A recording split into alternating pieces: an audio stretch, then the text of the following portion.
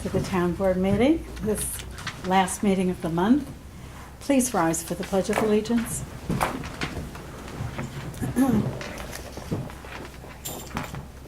I pledge allegiance to the flag of the United States of America and to the republic for which it stands, one nation, under God, indivisible, with liberty and justice for all.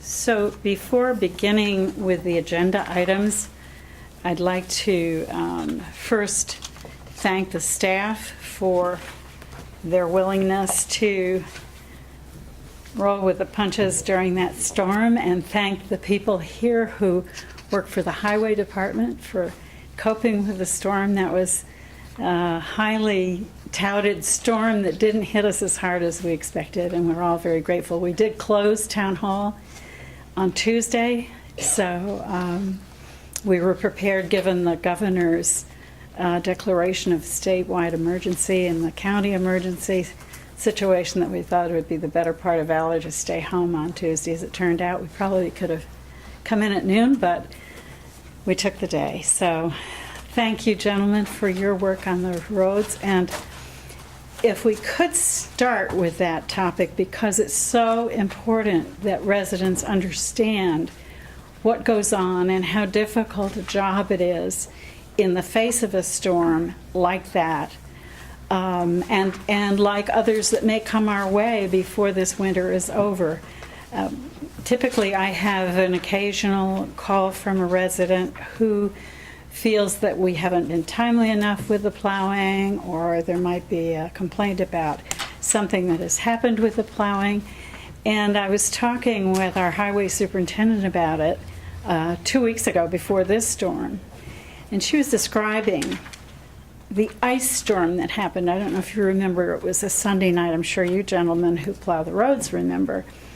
It was a Sunday night, and many of us were watching football games that night, but we had men on the road coping with real ice, unrelenting ice. And I asked the town highway superintendent if, in an effort to explain to you how hard we try to stay ahead of the snow and ice, nevertheless we can run into some really dangerous situations, even with big plow trucks. So Teresa, could you just step up to the microphone and tell the audience at home and the people here, and maybe the board hasn't heard either, because I think it's important for people to understand what you have to go through. Well, it was that icy night, and we have 6 plow trucks on the road, big trucks, and 1 small truck, and we have 58 miles of road to cover. And you have to go both ways. Down one side, up the other. So each plow truck has a 10-mile route, and it doesn't happen quickly. You can't clear the roads, sand the roads fast. You have to go slow. And sometimes, as slow as you go, you can still run into trouble. And on this particular night, we had a call over the radio. One of our plow trucks had gotten stuck on Oriole Mills Road, which is one of our more severe hills. We're fortunate we don't have a lot of hills in Red Hook, but this one can get pretty dicey. So the truck was stuck on the side of the road, and we sent another truck who was done with their route over to sand so that they could get them out. And that truck came down the other hill and slid off the road. So we had to get a third truck to sand in front of the stuck truck, and then a 4th truck came down and pulled out the first one that was stuck. And you're sending them from all corners of town, and it takes a while. So that'll put you back. And fortunately, the trucks weren't harmed, and the people weren't harmed, and we got out of it. And it was one of the worst ice situations that I've experienced as the highway superintendent. And these guys are so calm. They go out there, they do their jobs, and for the most part, the residents are patient and thankful. There can be a few that will say, I have to get somewhere at a certain time and I haven't seen the plow and what's going on. And we just explain, it depends where you are on the route. It can be 5 minutes from now, it can be 4 hours from now, and there's no way to tell. Changes with every storm. So we just ask people to be patient. You're willing, you can call our office if we're there. We'll try and explain what's going on. But unlike a lot of things these days, there's no such thing as an instant plow situation. It does take time, and we hope that people have patience. And this winter has been difficult because of the icing.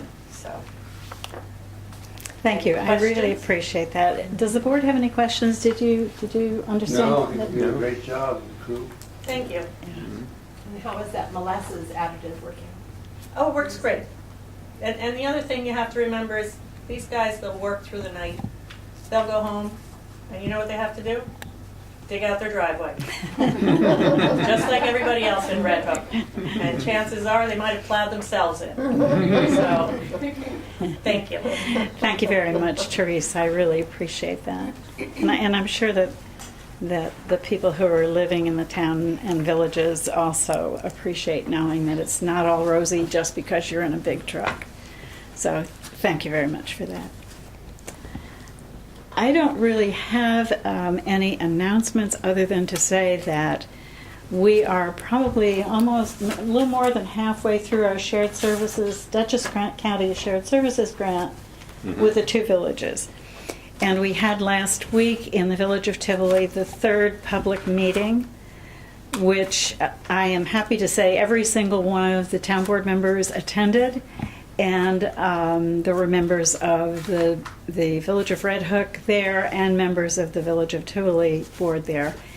And our consultant, Tim Wiedemann, I thought was excellent in his description of the difficulty that this shared services grant has presented, because there is a difference between the kind of services that are made available by villages and the kind of services that are made available by town highway departments. In general, locally, the village department people are called a DPW, a Department of Public Works, and their work includes not only highway concerns, but also collection of trash and debris, garbage, and certainly maybe the biggest concern is water in the case of both villages. Delivery of water, having a safe delivery system and an adequate delivery system, and also in the case of Tivoli, the sewer system. So they have concerns beyond what our highway department is concerned with, but we have taken a look very closely at all of the aspects of those 3 different entities, 3 municipalities, trying to assess how could we bring them under one umbrella and address consistent concerns for everybody. The challenge is to come up with savings and efficiencies and still good service. And the rest of the county is interested in how this study goes. I'm sure the county legislature is interested in how this study goes and the results of it. Thank you, Mickey, for supporting it. And we believe that we're making great strides. We haven't accomplished all of the goals so far, but we know a lot more than we did before, and we're trying to define very clearly what steps next need to be taken. So rest assured that the consultant we hired is doing a fabulous job, in my opinion, and I think the opinion of those people who heard him. Yes, he's very professional. He truly is, and we worked hard to look at a field of consultants who do this work, and we interviewed, and it was a very rigorous process, and I'm just delighted that we picked the person we did, because he's developed good relationships not only with the board members but also with the men who are in the field working, and I think that they too appreciate what kind of person he is. So we'll be very glad to report out the remainder of that project as it unfolds, but The meeting went well, the weather held, we were able to get home safely, and we expect to have good updates to you as we go along in the weeks ahead. So that's all the announcement I want to do right now. Bill, have you any announcements? No, thank you. Harry? Nor do I. Okay, Not Brenda? tonight. And as you can see, Sue McCann has the night off, and her able deputy, Claire Horst, is sitting in for her, taking minutes. And Dr. Ross is not able to be with us tonight, so we're short one person. So, is there any public comment while we are in the pre-meeting season? Mickey, did you have something great? Legislator Mickey Strowinski. Oh, yes, thank you, Sue. It's on. So I want to thank you for your prompt attention to the resolution that's listed as item 3 on the agenda related to reducing the speed on County Road 103 that goes through Bard College. I understand from you, Supervisor Crane, that it can be a long, drawn-out process, but I appreciate the town's willingness to move it up on the agenda for this month. As you know, and many people may know, that I have been part of an organization that we are now calling the Northern Dutchess Coalition, as opposed to the Youth Committee. We've been working with Elaine Trumpetto at CAPE, which is the Council on Addiction Prevention Education, for a number of years now. And in the past year or so, we kind of ramped up the number of meetings that we're having and discussing ways in which we can bring some prevention efforts into Red Hook related to substance abuse and use. I want to thank Brenda for joining us for all of those meetings. She's the town liaison to that. We did have a meeting in May, a forum in May, where we had about 30 people that attended the meeting, which consisted of having a panel discussion that included police department, EMT, school personnel, of course Elaine Trumpetto from CAPE, and one of our former members of the Northern Dutchess Coalition, who he himself had some addiction problems.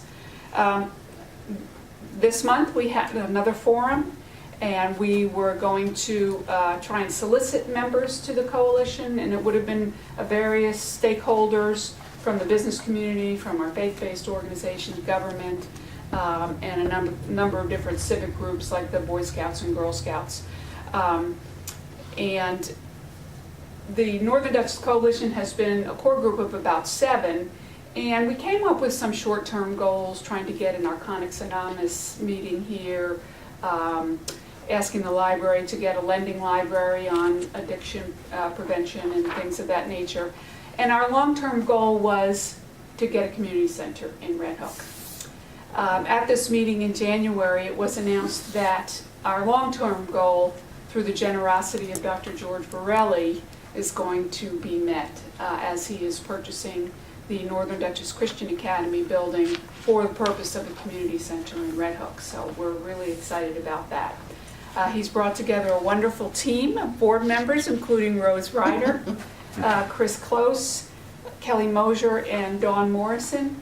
And while there was some discussion as to whether or not we should just disband the Northern Dutchess Coalition and just work with the community center to achieve the goals that we all have for this community, to make sure that our young people and young adults are making good decisions and keeping themselves safe.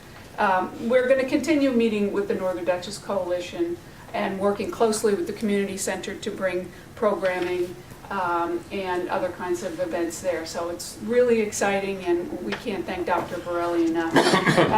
As he said, he's delivered some 15,000 babies, and it has broken his heart more than a few times to see some of these young men and women losing their lives or being affected in really bad ways through accidents and things like that. So as far as the county business, we're working on committee assignments. I hope to be reappointed, if not co-chair, to the Human Services Committee, Family and Human Services, and I have been appointed to the Government Administration Committee once again.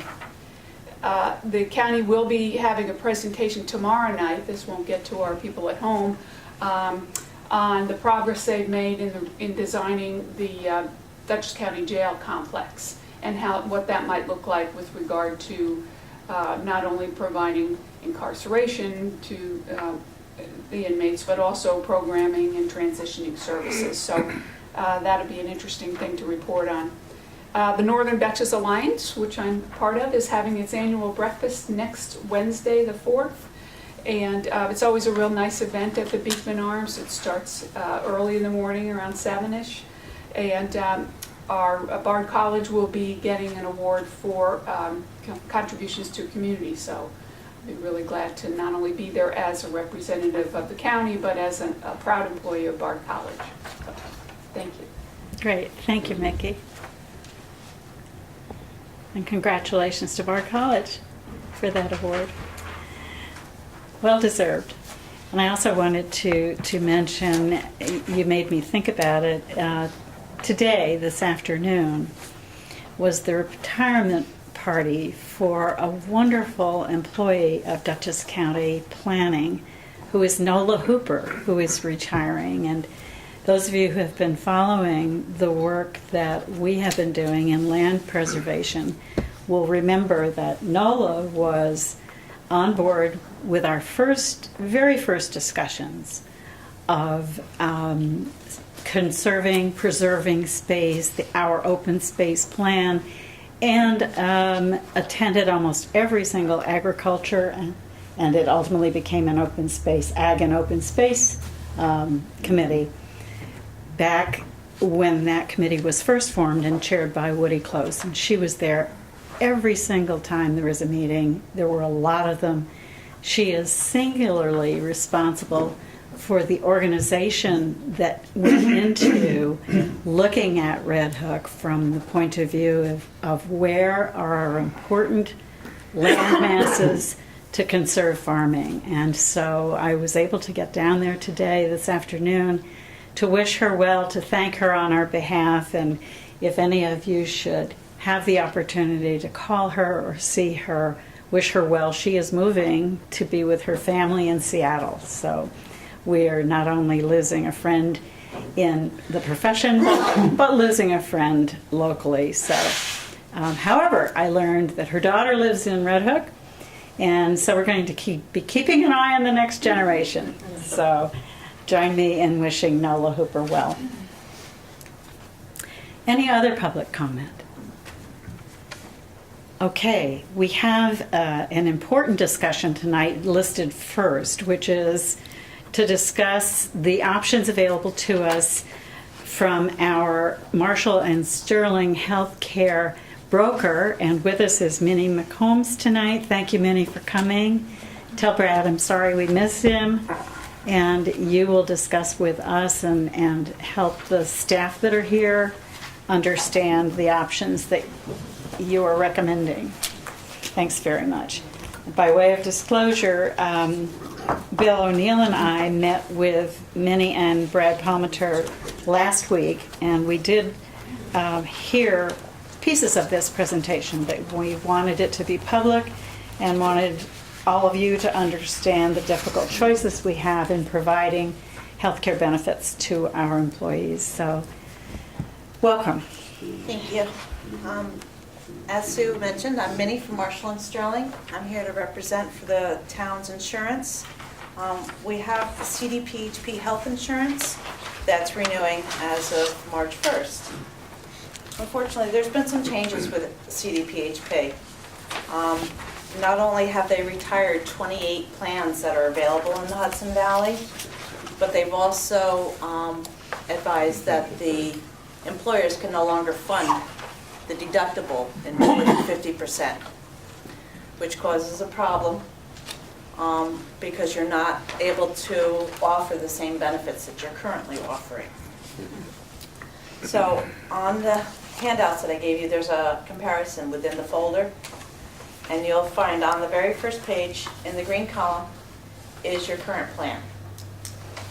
So the plan that's closest to your renewal is in the very next column, which would be the CDPHP, and then in parentheses, you'll see underneath it, it says 302. It has a $3,000 deductible for a single and a $6,000 for a family, and the rates increase by 15%. Okay. We're having some difficulty with tolerating this enforcement from CDPHP on the employer groups. And what we're suggesting is going over to MVP, who is not restricting the employer groups on their funding. Okay. On the second page, you'll find that there are 2 MVP plans listed. They're actually the same plan with just different funding at the bottom. Okay, so they're an MVP Gold 2 plan. Every plan now has a metal level because of the Affordable Care Act. So we're actually going from a silver plan to a gold plan. Okay, the deductible is decreasing. Currently, you have a $2,700 deductible. This would decrease to a $1,400 deductible for a single person. For a family, instead of a $5,400 deductible, it would decrease to a $2,800 deductible. Next, you'll see under coinsurance, there's 50%, but it's only applicable to durable medical equipment. Okay. You'll also see Medical expenses are, crutches, canes, wheelchairs, walkers, that's considered durable medical equipment. Okay. You'll notice that there's an out-of-pocket max. Every plan under the Affordable Care Act now has to have an out-of-pocket max so that they can't just continue to charge you copay or deductible forever. So you'll see that it's $6,350 for a single, $12,700 for a family. Under this particular plan, you'd be very hard-pressed to ever reach that deductible, because once you've met that deductible and out-of-pocket max, it's your copays that add up to that out-of-pocket max. Okay? So then you'll see right underneath that, for primary care office visits, it's a $5 copay after your deductible, which takes us back to the very old days of when we had copay plans. And I don't think I've ever heard of a $5 copay plan in 20 years or more. For our primary care, we did that, and a specialist would be a $15 copay after your deductible. Inpatient hospitalization would be a $200 copay after your deductible. Outpatient surgery would be a $100 copay. These are very manageable copays after the deductible. The other option to this would be to be co-insurance rather than copays, which can be very scary. If you went into the hospital, not only would you satisfy your deductible, but you could hit your out-of-pocket max very easily with co-insurance. We believe copays are much more tolerable to not only the employees, but the plan design is very attractive for employer groups. To continue, the emergency room would be a $75 copay after your deductible. And then the outpatient lab and outpatient x-ray follow suit depending on where you're having it done. If it's done in a primary care physician setting, it's a $5 copay after your deductible. At a specialist setting, it's a $15.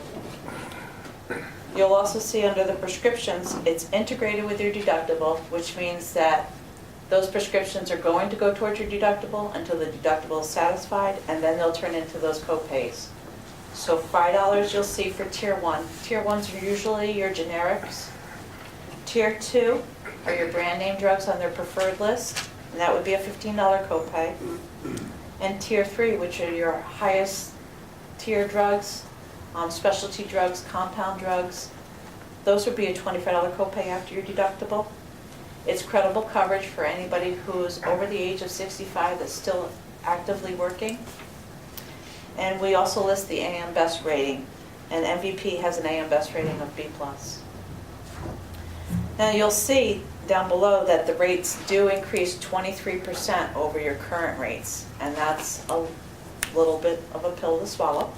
It's a big pill to swallow. Yes. But if you look farther down, then you'll see that the deductible funding, we've built into that equation also. So funding 100% of the deductible and looking at your utilization, currently you're at 60% utilization. But you have to understand that if you lower the deductible, chances are the utilization will go up. Okay? But just trying to keep it apples to apples all the way through the comparison, we were still showing the utilization at 60%, which still brings it down to 10% over your current renewal. Now, the plan right next to it is the exact same plan, but we bumped up the funding. So not only are you giving for the deductible, but you're giving for some of the co-pays also. And that's just to consider how we would implement this plan, switching from a CDPHP plan where it seems like it's 100% coverage except for prescription co-pays, to a plan now that has co-pays for services on your medical after the deductible.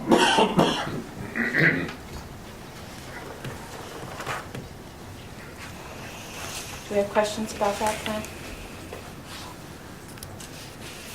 Rose, did you have questions? You attended that meeting as well, and you've been deeply involved in all of this, not only healthcare industry, but certainly our budgeting process. Do you have questions that you can help us consider?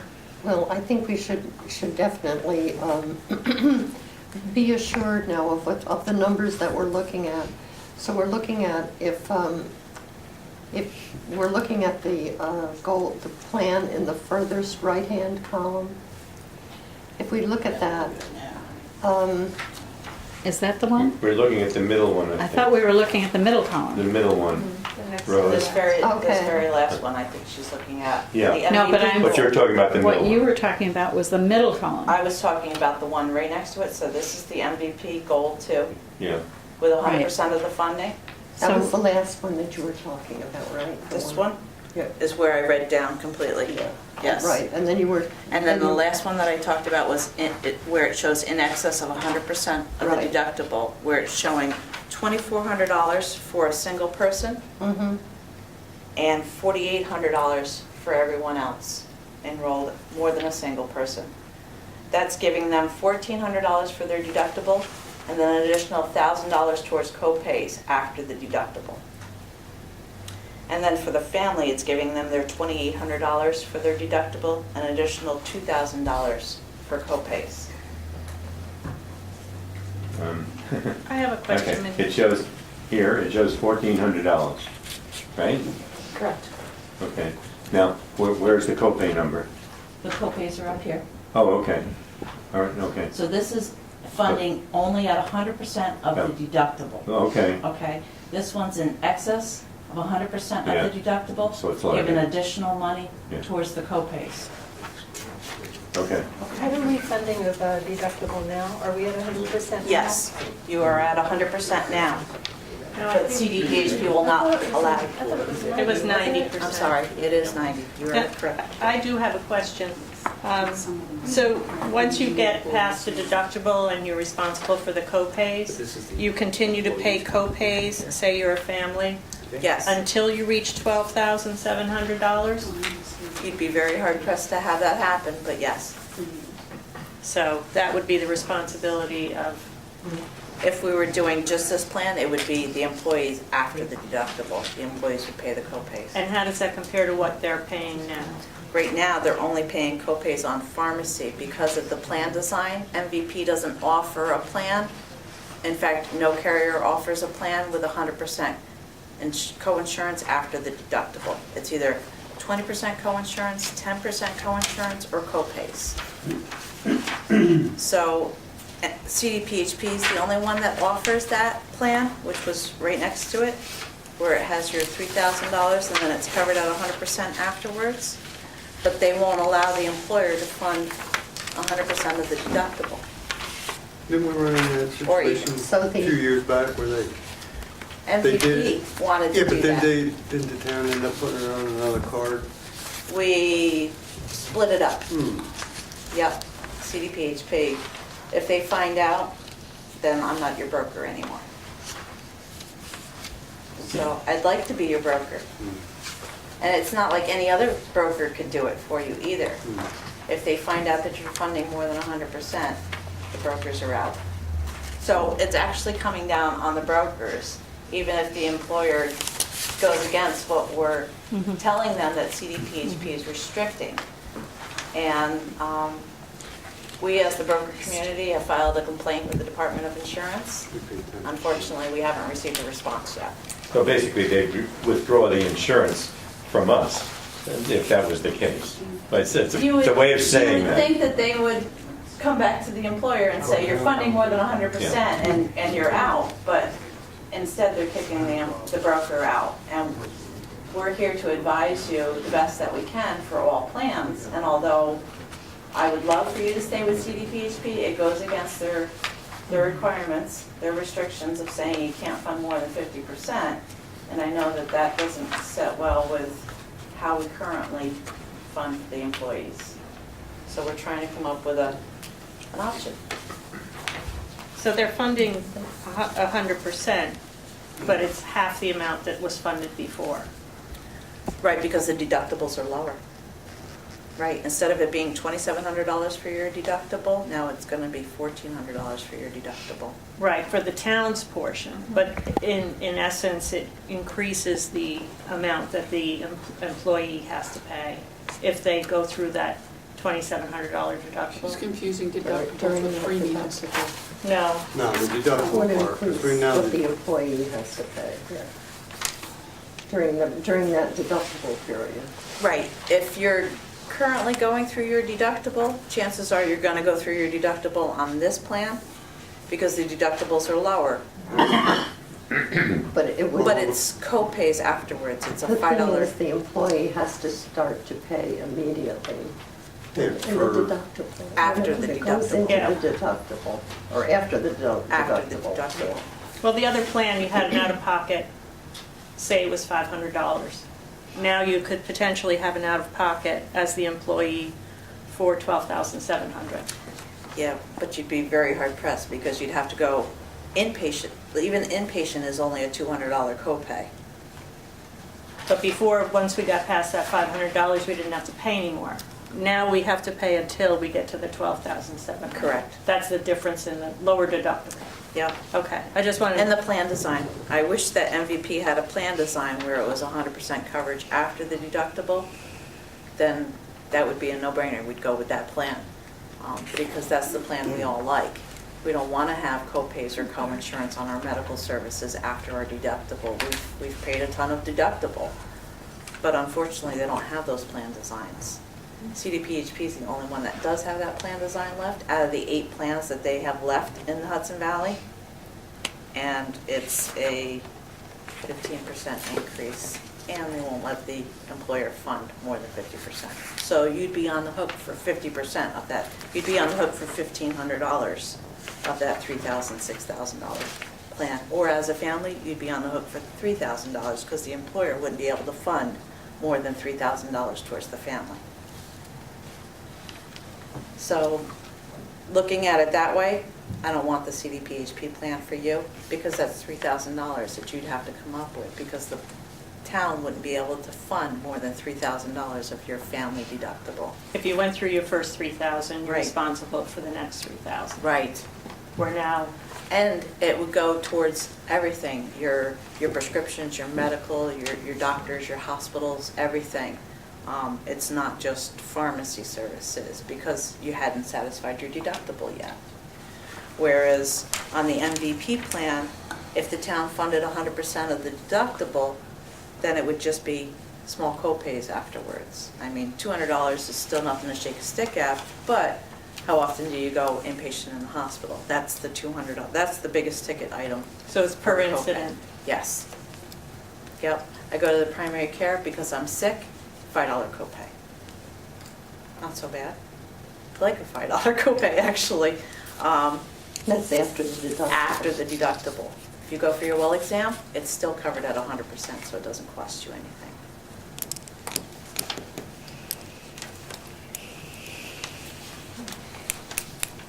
I just had a question. Sure. This as an outsider here.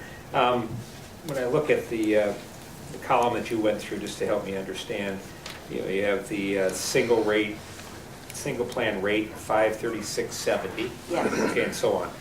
What portion of that is paid by the employee, and what paid by the town? The town would have to answer that. I know the rates, but it's up to the employer as to what the employee But contribution historically, is. you don't know what it is historically, how they divide it? For the town? Okay. No, I couldn't tell you. It's 100%. The town We- pays a higher We 100%. pay 100%. We pay 100% except for employees who have been hired within the last 2.5 years. We changed it to the employee pays 10% at that point. And it was about 2 years ago, and it's only affected one recent hire, so as new people come in, it will kick in. I know it's a very, how much of the premium does BARD cover for employees? Oh, it depends what unit you are, if you're in a Okay. union, you pay 0 maybe, but Right. it can go up to paying, I can speak for my own self, right? For example, I have Empire Blue Cross Blue Shield insurance, right? And handled by the same broker. And I pay $75 a month Okay. for a better plan than this. Uh-huh. You're a large group. Yeah. We're a bigger group. Yeah, the difficulty, we went round and round with Marshall and Sterling around the table the other day. The difficulty is that there apparently seem to be restrictions on what we can sign up for, given the small number of employees we have. So I was pushing to say, why can't we develop a consortium with anyone who has a large employee base? And I was told, right, Right. that it's not allowed by law. Yeah, actually, it's an insurance regulation. You can't What form a surprise. a group just to get insurance. So So, municipalities, Red Hook couldn't team up with Rhinebeck, the town of Rhinebeck, and you Yeah, know, that's, as crazy as it is, you have to, I know that they tried to do they did something up in the Finger Lakes, but those were large groups getting together as large groups. So unfortunately, you can't take a bunch of small groups to make a large group. It just goes against all the insurance industry guidelines and regulations. And we've done that form large groups for different types of insurance, not health insurance, workers' Right. compensation. and we insurance, have as for well, example. right? Right. But this health insurance is a big nut. I mean, it's a budget breaker for more than one small municipality. And I appreciate. I'm not trying to pick on you. I just am, so frustrated because every year we develop our budget, as most of you know, in October or so, and check with the broker to see what we think we'd be safe given the plan we have, projecting ahead 3 months, what will it cost? And invariably, it's beyond what we have anticipated, even if we've been very conservative. And it's a lot of money. I don't want to change the personally, and I think the board is with me on this. I don't want to change the percent of what the employee pays because we have been constricted with our budgeting to not give them generous increases in salary. They are not unionized, anyone here, and or organized labor is, I guess, the correct term. And we appreciate the cooperation we have from them and their respect for what we try to do. So, we try every year to come up with the best plan that's fair to everybody that we can afford. Bill, anything? No. What do you have to say? You were at that meeting. No, I think it's fairest and best available plan under the circumstances.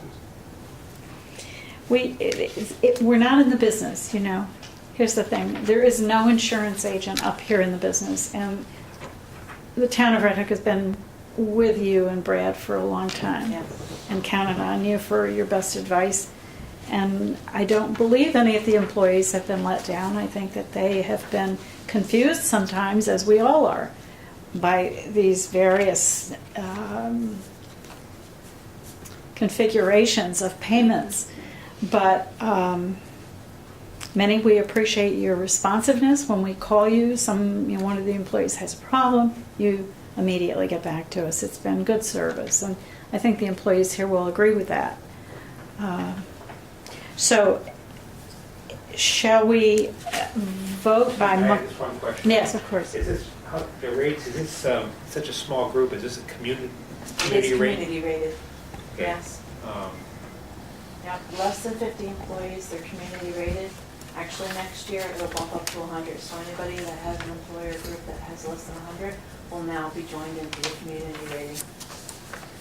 Right. So the plan that you're recommending to the board is the one you went down? Yes, the MVP gold, The MVP silver plan? the gold plan. Showing a 10% increase at the bottom. On page 2, There we go, right here. yeah.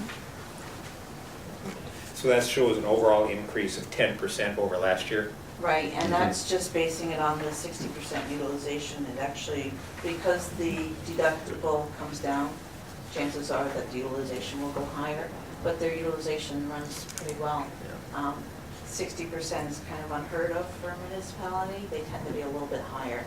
So you guys do really well. Well, that's To good. let you know. I just wanted to tell the board that last year, we experienced a 26% increase. So Yeah. I guess you're doing okay. With a So large, you're not shielded as a large group either. No. We've looked at numbers like that in the past, haven't we? yeah. Yeah, and some of my counterparts have experienced 30 in 1 year. It's incomprehensible how to plan for this kind of thing. I just have a question on the in excess of 100% funding. How did Yes. you come up with the figures to add to the deductible? Was that just arbitrary? It was just an arbitrary number to put in there to say, okay, let's cover the deductible and even give a little additional for co-pays. But it wasn't a number that was given to us by the town or anything. It was something that we presented to the town to say, okay, here's at 100% of the deductible. What if it was an additional $1,000 for a single employee and $2,000 for family? Let's show how that would calculate. So then the employee would have $1,000 to their credit before they had to get to that. Right, and Part you where might they not start even go through all of that either, because paying the co-pays. co-pays are so small. Minnie, Yes. I thought in a letter from you that you recommended only insurances that had a rating of A- or better, and I noticed this is B+, so It you're is good with B+. that? It is, there are very few that are above the A-. Yeah. CDPHP is not even listed anymore, they've taken themselves off. Mm. Another little scary. Yeah, I just got CDPHP, I was Sorry. Um, Well, then I noticed later on that Aetna has an A rating for their silver plan, but Aetna, all in itself, has an A rating. So Aetna has an A rating, I believe Empire has an A rating, Oxford may have an A rating also. so how did that compare? I mean, why did you not consider that? I see it has I see 10% after deductible. Yeah. 100%. Okay. Right, That's why. Got it. yeah.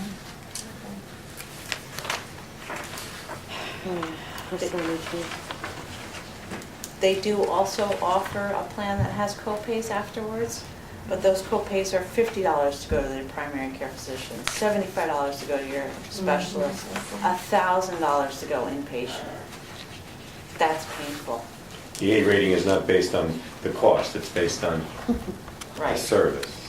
Yeah. Yes. It's their financial stability, actually. Right, right. And that's included in your packets also, Yes, it's in the back. the AM Best ratings. We have with us Ann Conway, who is our bookkeeper. Ann, do you have anything to add? Because you had a clear understanding of this. Yes. I know we budgeted 12%, so it would be nice if we went with the in excess of of the co-pays for the funding. But that gives us 18%. Could we possibly bring that excess down? Absolutely. This was strictly for illustration purposes, to show what it would be at 100% and what it would be in excess. We can bring that number down also. So maybe possibly cut that in half, instead of $1,000, maybe $500 in excess funding? I can put that for illustration. That's a lot of co-pays.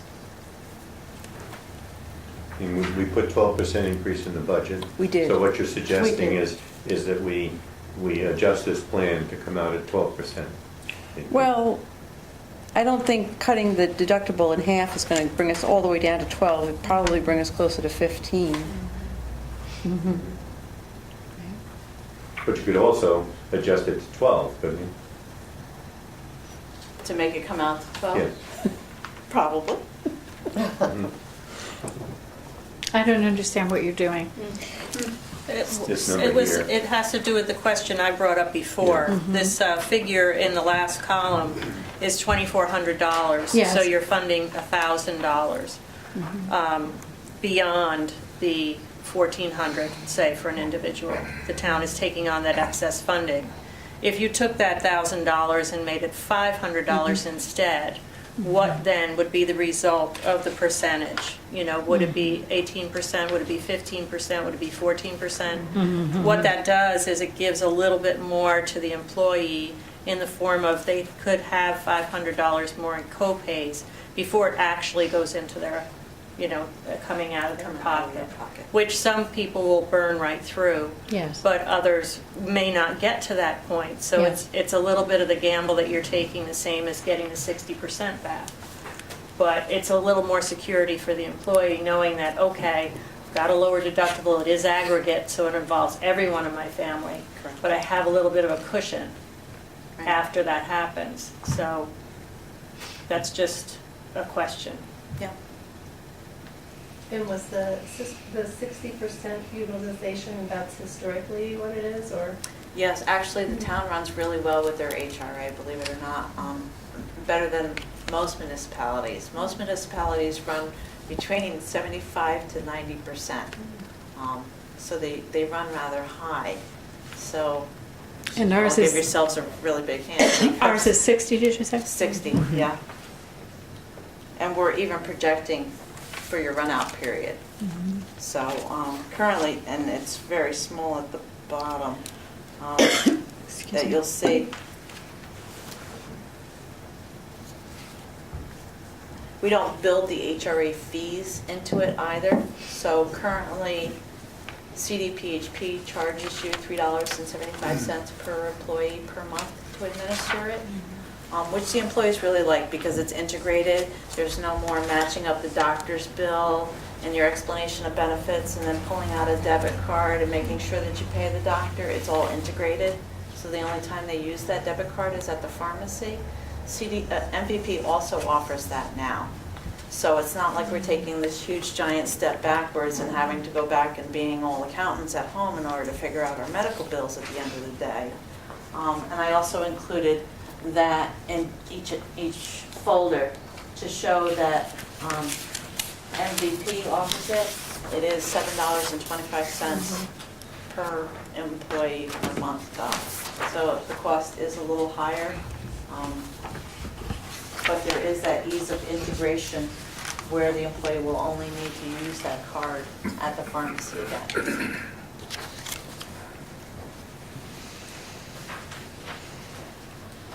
Does that answer your question, Brenda? Anyone else? No, what we're talking about is the 10%. So what we're, yeah, You know, yeah. unless we want to manipulate something.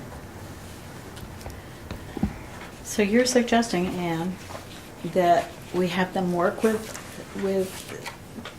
the known increase that we have budgeted? Well, that was just a possibility. I think if we want to give them 100% coverage, Yes. then we want to give them the HRA that's listed in the second column from the far right, but maybe give them a little excess, maybe not $1,000 per person excess, but some coverage for the co-pays after they've run that out.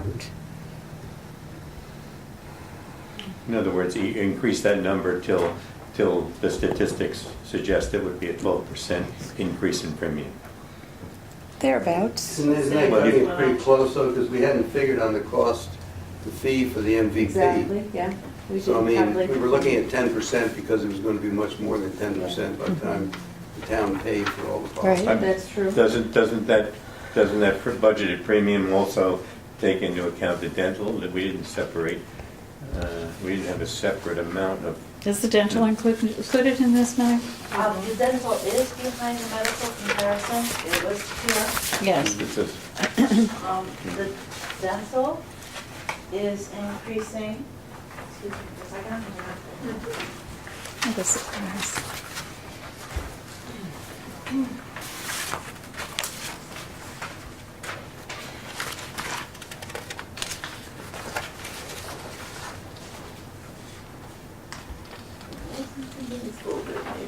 I believe it's 5.5% on the dental. You'll forgive me 'cause that's with the same plan we have now? the exact same plan that you have now, Yeah. the CDPHP Delta Dental, which we can keep the CDPHP group dental plan, which is nice, even though we don't keep the medical with them. Unfortunately, they're gonna make us fill out a brand-new application and enrollment forms. But if you'll look on page 2 of that, you'll see Plan L is your current plan, and it's increasing 5.5% over your current rates. Okay. Plan L is. L is next to the last, the PPO next to the last Yeah, column. They hit the L. I found it. You helped me. And had you budgeted 10% or 12% for the dental as well? I think we did. I think it was at 10. Was it 12%? Was it 12? Yeah, I know that it was at least 10. And then you also have a vision renewal that's increasing 4.03%. And that's through Shelter Point, that's on the left-hand side of your folders. Okay.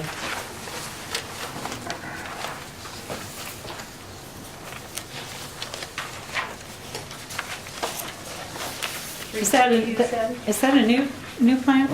No, they just changed their name from First Rehab Okay. to Shelter Point.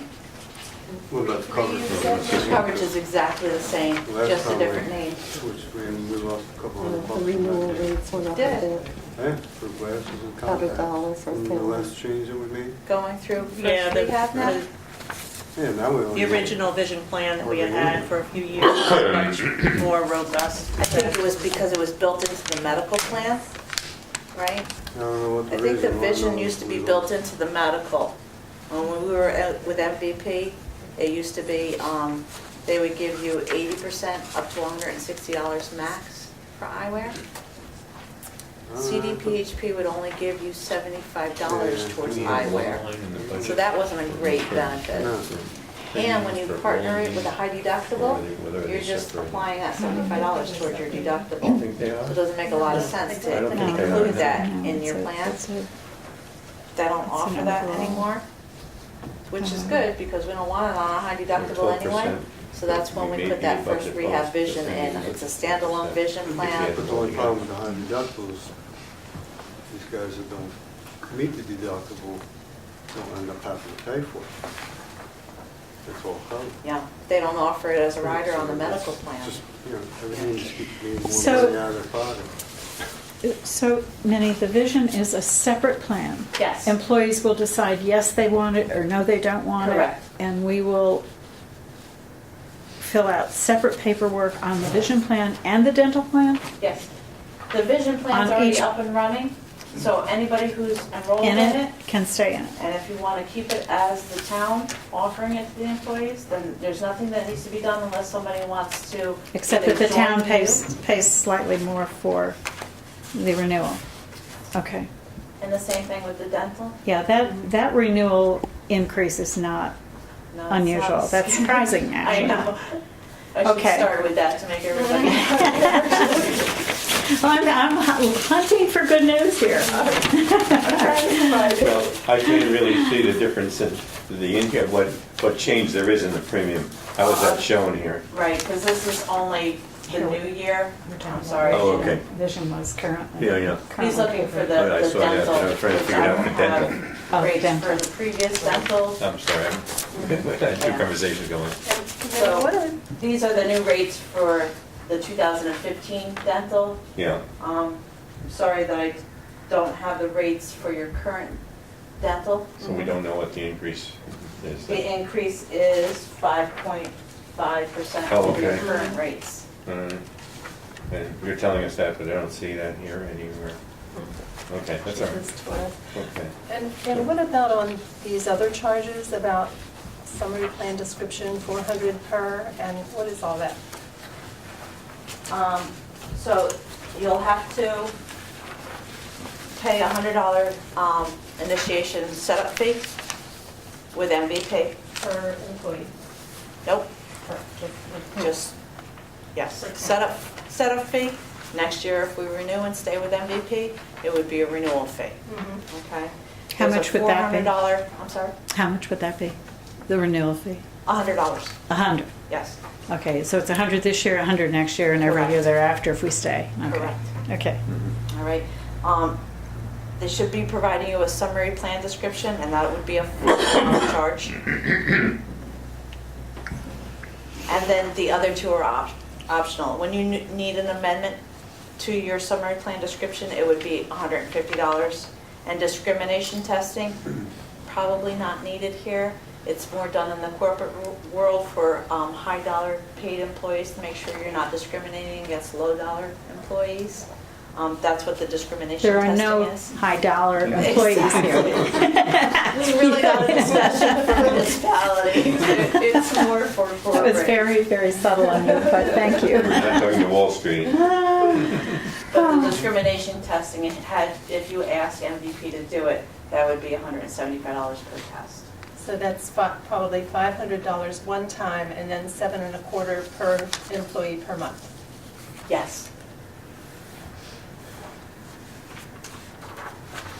So where are we at? We're with this MVP plan.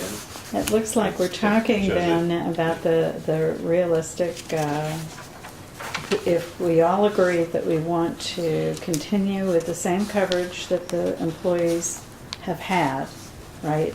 With the town paying 100% of the premium. And we are talking about that, right? Except for the new employees as they come in, who will pay 10% of that premium. And we're talking about MVP, Liberty HDP Gold 2, EPOH SG002N. To be clear. Yes. Okay. Okay. Do we need, Anne, are you comfortable that we can motion to accept this as the plan? Do you need more information? Okay. Are we all comfortable that we can motion that we, well So then, moved. thank Yes. you, Bill. And is there a second? Second? Thank you. Any further discussion? And you're referring to the next to the last column? The Yeah, next this to the one. last column on page 2 of This is 7. high tech. And so whereas today, the employees are paying 10% of the deductible, and now they'll be paying none of the deductible, but they'll have copay, is that correct? No, the employees, oh yes, you said it was 90%, didn't you? We paid 90% and they paid 10%. This is not correct. It was. Yeah, this green area is inaccurate. No, it's correct, because if you look all the way down on the bottom, it's not showing $2,700. It's actually showing $2,430. Wait, so we'll still be paying 10% of the deductible? No. No, No, you'll be paying 0%, but you'll have a small copay. after we hit that 2,700. So. 2,800. 2,800 Mhm. for your whole family. For a family. Right. Okay. You all right? Okay. Any further discussion? All in favor? Aye. Aye. And then what Okay. do we have to do that? We have to do the visual too. Adding part to the deductible, not I'm sorry, I can't hear you, John. the sort of adding more on the card to cover part of the deductibles is not a, Co-pays. or the copay is not a, that's I'm not not. understanding what he's asking. Wait, he's In wondering the last if, column, what we're you s- had in the last column. right, he's Where do you- wondering if we're still working the numbers for the deductible plus some money for the co-pays? Or is it just going to be for the deductible, is what he's asking. I thought we just voted on the deductible, the next to the last column, because um,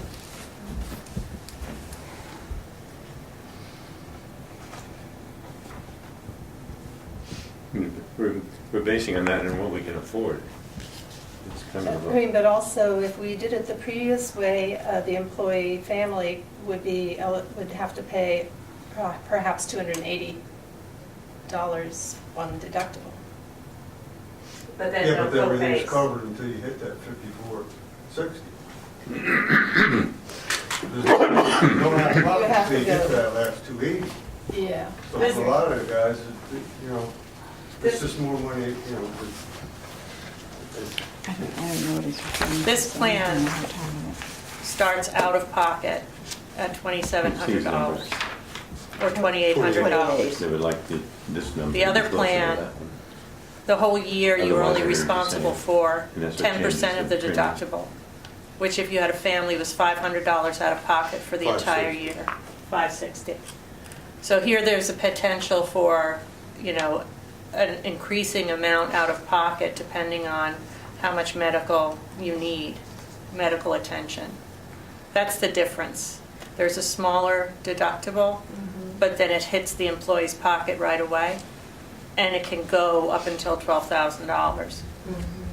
The other plan, the employee paid $560 for the year, 10% of their high deductible, and that was it. and this, with the proposed plan, you know, it's for blood work, for lab, any of that, they gotta pay. Now they'll have to pay a deductible once they hit that They have to pay a $2,800, copay. or copay rather. Well, the lab is five copay for lab. Unless it's through a specialist, which most of the Yeah, time it is. 15. Yeah. Yeah. Which is, it's not a lot of money, but it is when, you know, a reoccurring thing. I don't know how we can do better, John, honestly. I don't know how we can do better.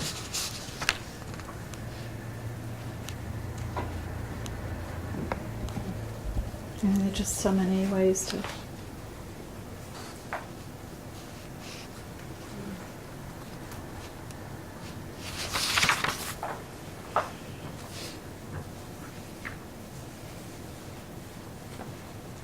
I know that the 23% is very, very unexpected, and the broker knows that as well.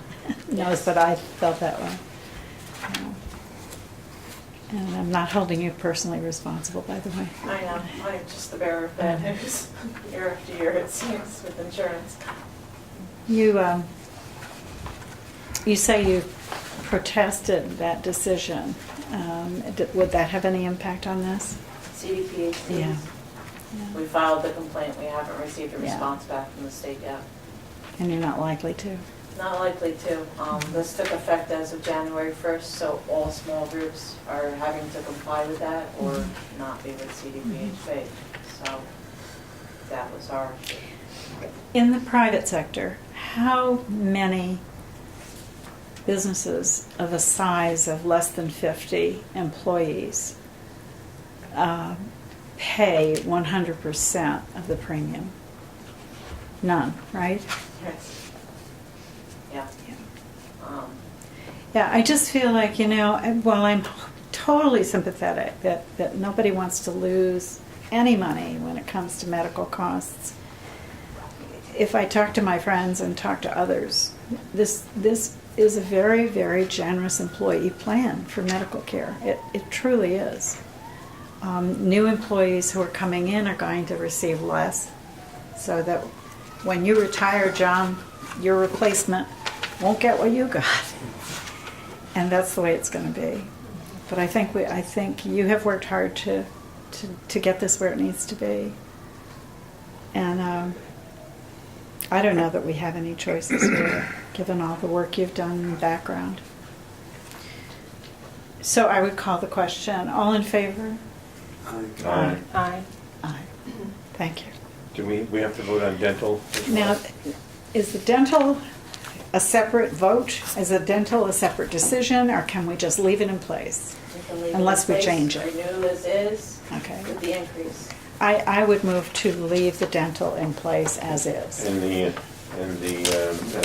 division? Well, let's finish with the dental. I Yeah. move that we leave the Delta Dental in place. I second that. Thank you. All in favor? Aye. Thank you. And then regarding the vision, Harry? What did you? Well, I removed, we have it, this is representative of the vision plan we have, right? It is. With a Okay. new name. With a new Yes. name. Okay, so I move that we accept this vision plan as proposed.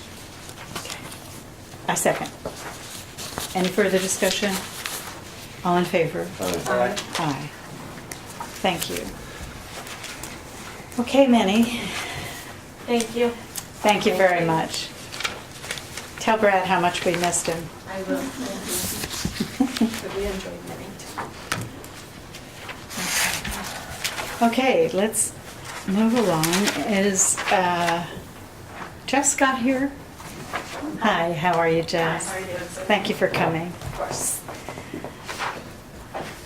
Good evening. Thanks for allowing me to speak with you, Board, this evening about the proposed resolution in opposition to the Pilgrim Pipeline.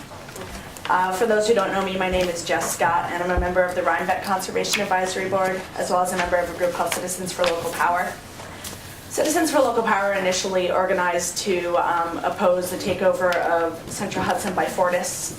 And while we were unsuccessful in that organizing effort, we've since moved on to oppose the proposed new transmission corridors, recent rate hikes that we've all experienced, as well as the proposed solutions that could lead to an increasingly resilient plan for our area of the Mid-Hudson Valley in terms of energy.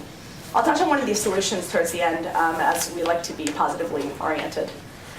Citizens for Local Power first became aware of this Pilgrim Pipeline project in this past July, and have since done as much as we can to learn about both the business model of this project as well as the oil that's being transported. There are some pretty deceptive business practices as well as serious environmental concerns, which lead us to request this resolution in opposition of the proposed pipeline. And so for your information, Rhinebeck passed a similar resolution, and increasing numbers of communities across the river are of course, passing resolutions against this proposed pipeline. So my plan is to introduce the project, to talk about the oil that the pipeline will transport, to discuss some myths about the pipeline, and then to wrap up with our group's proposed alternatives to the energy issues we face here in the Mid-Hudson Valley. Most of this information will repeat what the board has already read in the background paper that I provided to you, but it will provide us all with a good reminder of what we're voting on here this evening. And hopefully at the end of my brief presentation, I'll have time to answer any questions that you may have before you vote on this resolution in opposition to the pipeline. So just a bit of background, the Pilgrim Pipeline Company is planning to build a 178-mile long set of 2 underground pipelines that would transport back-in crude oil and refined petroleum products, including gasoline and heating oil, between Albany, New York, and Linden, New Jersey. These pipelines would more or less follow the New York State Freeway from Albany before turning east into New Jersey. And while the pipeline will be built across the river, I think we can all agree that the impact of a spill on our shared environmental resources, and specifically on our shared water resources, would impact all of us. That's why I'm here in Dutchess County asking for a resolution in support of our neighbors in Ulster County. So back-in crude oil is somewhat unique in that it's extracted through fracking, which is a process that we've all become increasingly familiar with over the past couple of years.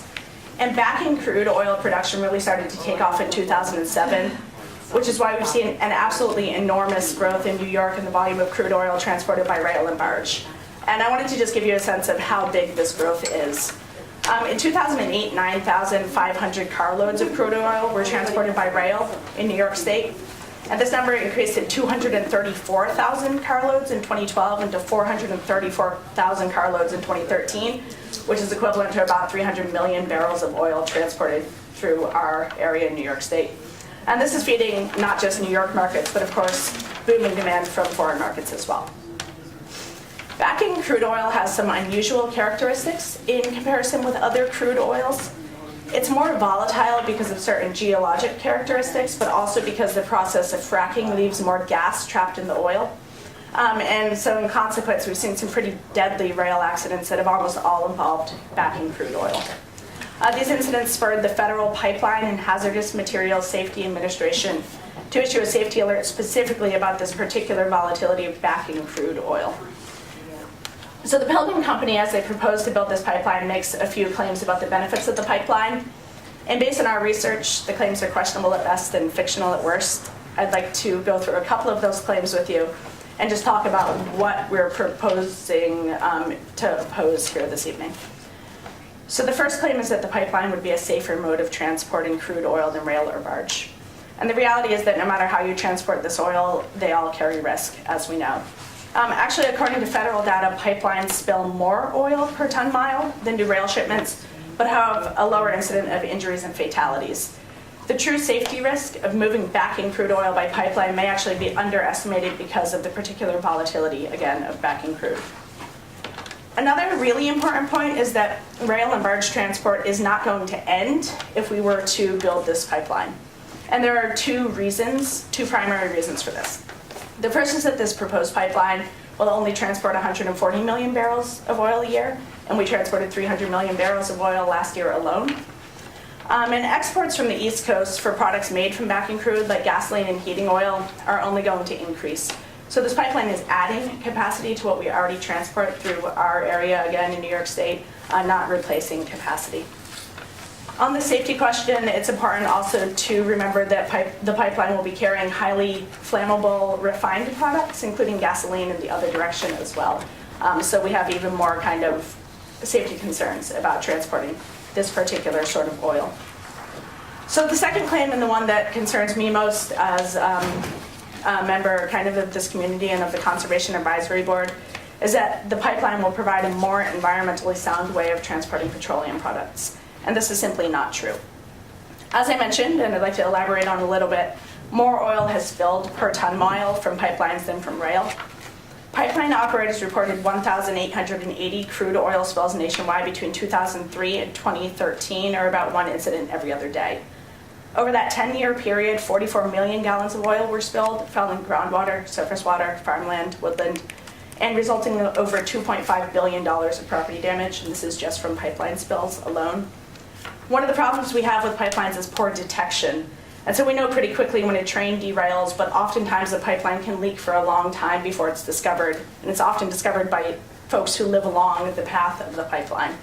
Only 5% of all incidents are discovered by the tools that are supposed to find these leaks in pipelines, according to federal data.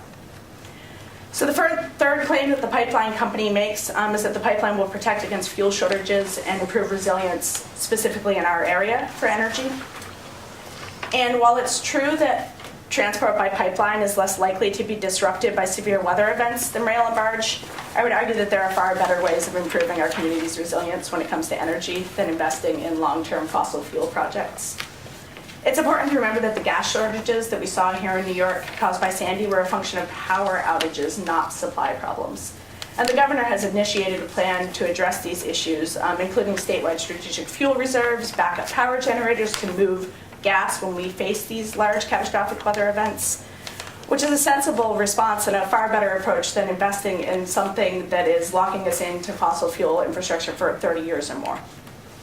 Beyond this short term, the path to real resilience is not more fossil fuels, but less of it.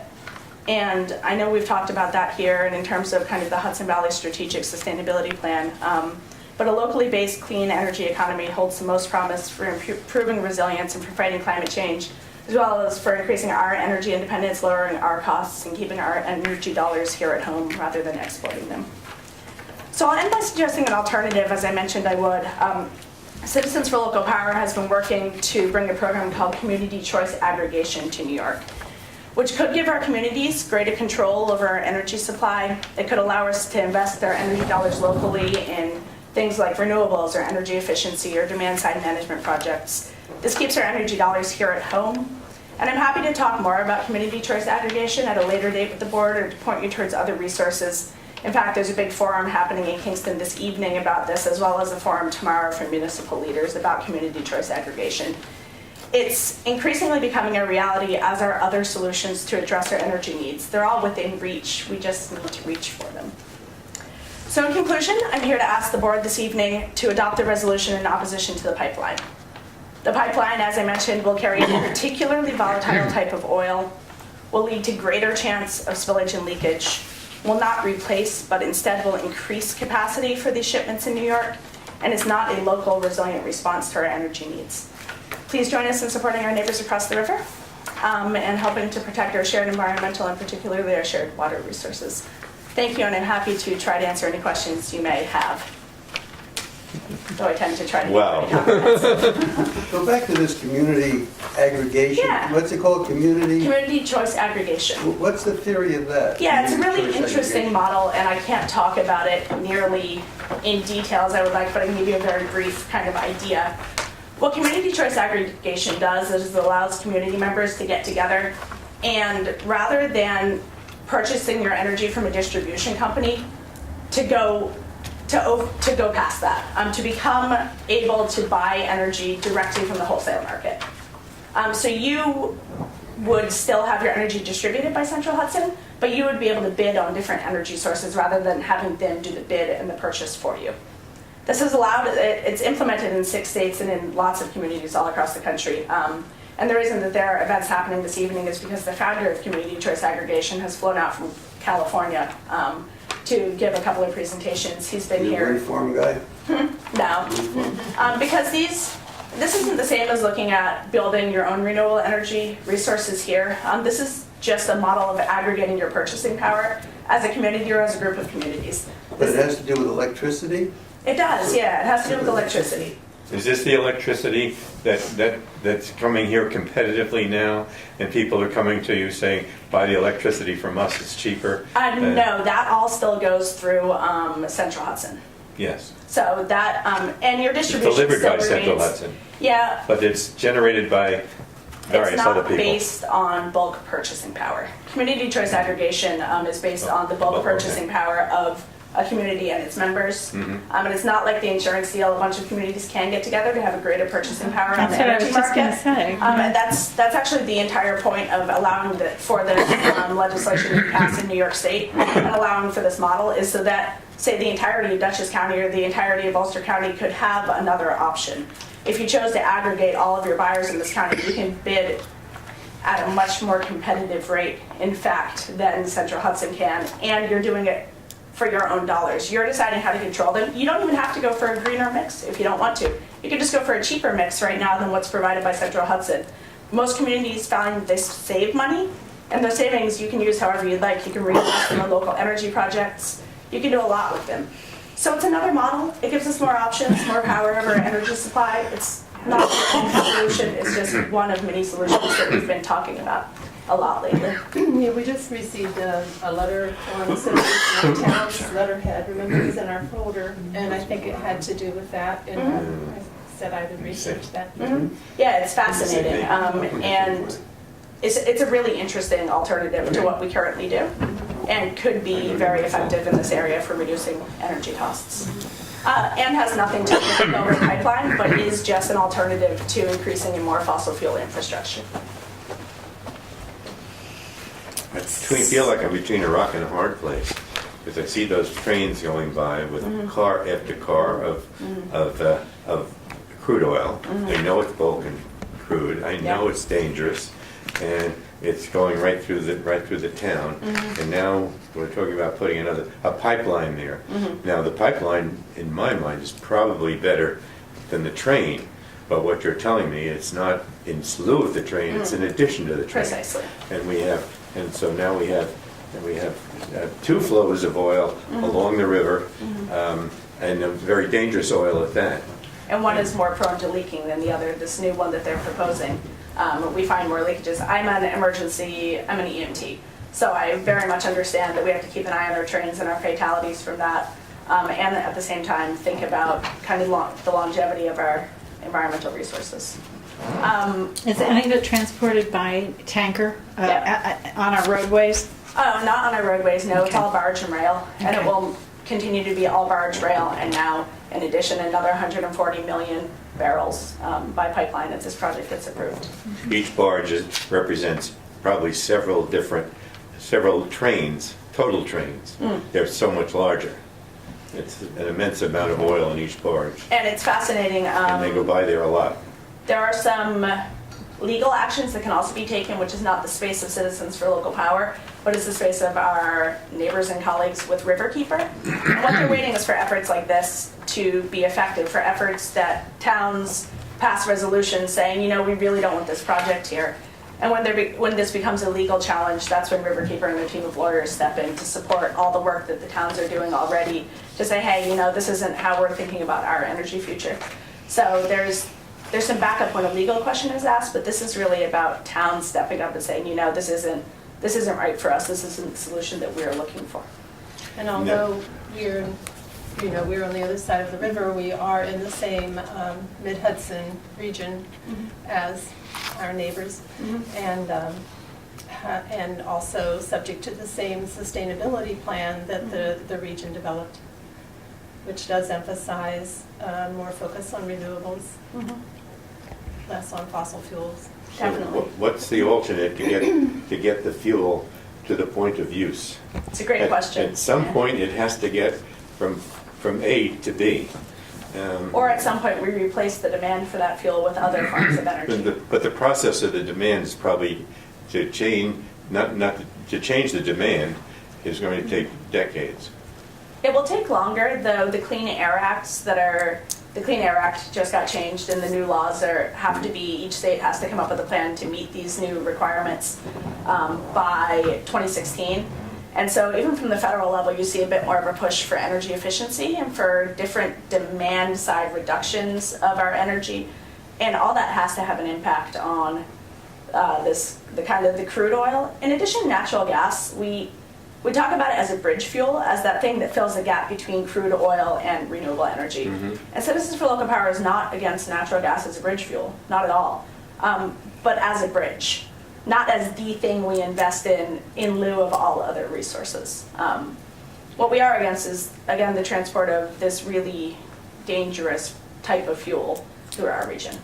Now, I'll give you an example of what is of unintended consequences. I built a house here several years ago that is super energy efficient in the town of Red Hook. And I use very little energy. But and I use propane, which is the cleanest fuel I can find here. And because I use very little propane, I pay top dollar for the propane.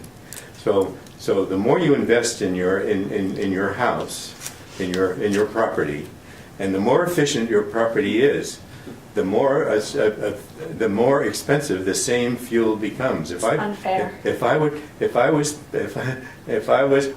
something that government should do something about. It makes no sense. It makes absolutely no sense. It's completely unfair. So the more efficient you make your premises, the more money you're going to spend on fuel. You come out roughly even. And I can attest to that. Yeah. You know, I'm not sure that community choice aggregation really looks at electricity, but I could see similar buying power with other energy resources, and that's something that just should be legislated. Companies shouldn't be allowed to do that to you, I feel like, but that's an unfair consequence, you're right. Nobody here is disagreeing with that. I know. Okay, board, how do you feel? Brenda, I think I got a signal from you, and Harry, I think from you. Bill, are you in favor of? Yeah, I've read the literature that was provided with the resolution. Very well done, well written, I and thought so thought too. through, and I would vote for it, sure. I had a question before voting, and, Sure. and it's a practical matter. Why is it not refined at point of extraction? Why are there not refineries there? Why are we shipping this volatile stuff when companies are investing all over the place in refineries, why It's a why great is it question. not being refined at point of extraction? So a lot of it comes from North Dakota, from Right. the Dakotas. Right. And the point of sale is our ports. I understand. And the East Coast. So transporting the back end is, I don't know this for a I can fact, give but you it's two probably reasons. easier. The cost of building refineries, it takes years to build one, and they're immensely expensive, and they exist. So you need to get the fuel to the refineries now, and it's financial. And I'm sure. And the other piece of it is, once the crude oil is refined, it's even more volatile. So Which is, yeah. moving a more volatile fuel would just mean the explosion would be that much bigger when the pipe breaks. And we're moving, and this is a bi-directional pipeline, so it's moving crude down and refined products up, whatever doesn't go to export. So it's refined? It's double worse, yeah. It's pretty bad. Okay. I wasn't aware of that aspect of it. Yeah. That's what that means, that the same pipe? Oh, no, it's two pipes built Two side by pipes. side. Yeah. Side by side. One is carrying crude down, the other is carrying refined up. Products like gasoline, heating oil, things that are much more highly flammable. Well, you've certainly given us Tolls on the some. throughway will go down, though, right? Yeah, yeah, right. Okay, You so, know, legs up? No. so would someone like, Brenda, would you like to move the resolution?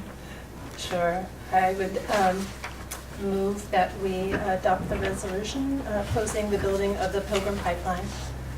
Is there a second? Second. Second. Any further discussion? All in favor? All right. Aye. That's unanimous. Thank you. Thank I you. appreciate it very much. Thank you, Jess. And I'll see you again, I'm sure. Thank you for your work. Of course. So again, that resolution will be mailed up, is that it's part of the resolution? Yeah, this will, We had to mail Mail it it to around. someone. yeah, this will be, Claire, this will become part of the minutes, the resolution that we just passed. I Will think I it? provided a list of places you should send it to as well. It's in there, it's in there. And if you were to I think it's forward- here, right? Great, super, and I'll follow up to have a copy once Okay. you put your own kind of words on it as well. Yeah. And we'll make sure it gets to the right folks. Yeah, okay. Okay, because we have the various senators and representatives and governors, et cetera, here. And the resolution itself, I think, is something that we could put on the website. Could we do that? What do you think of this? So that people are aware. We didn't read the whole thing in its entirety, but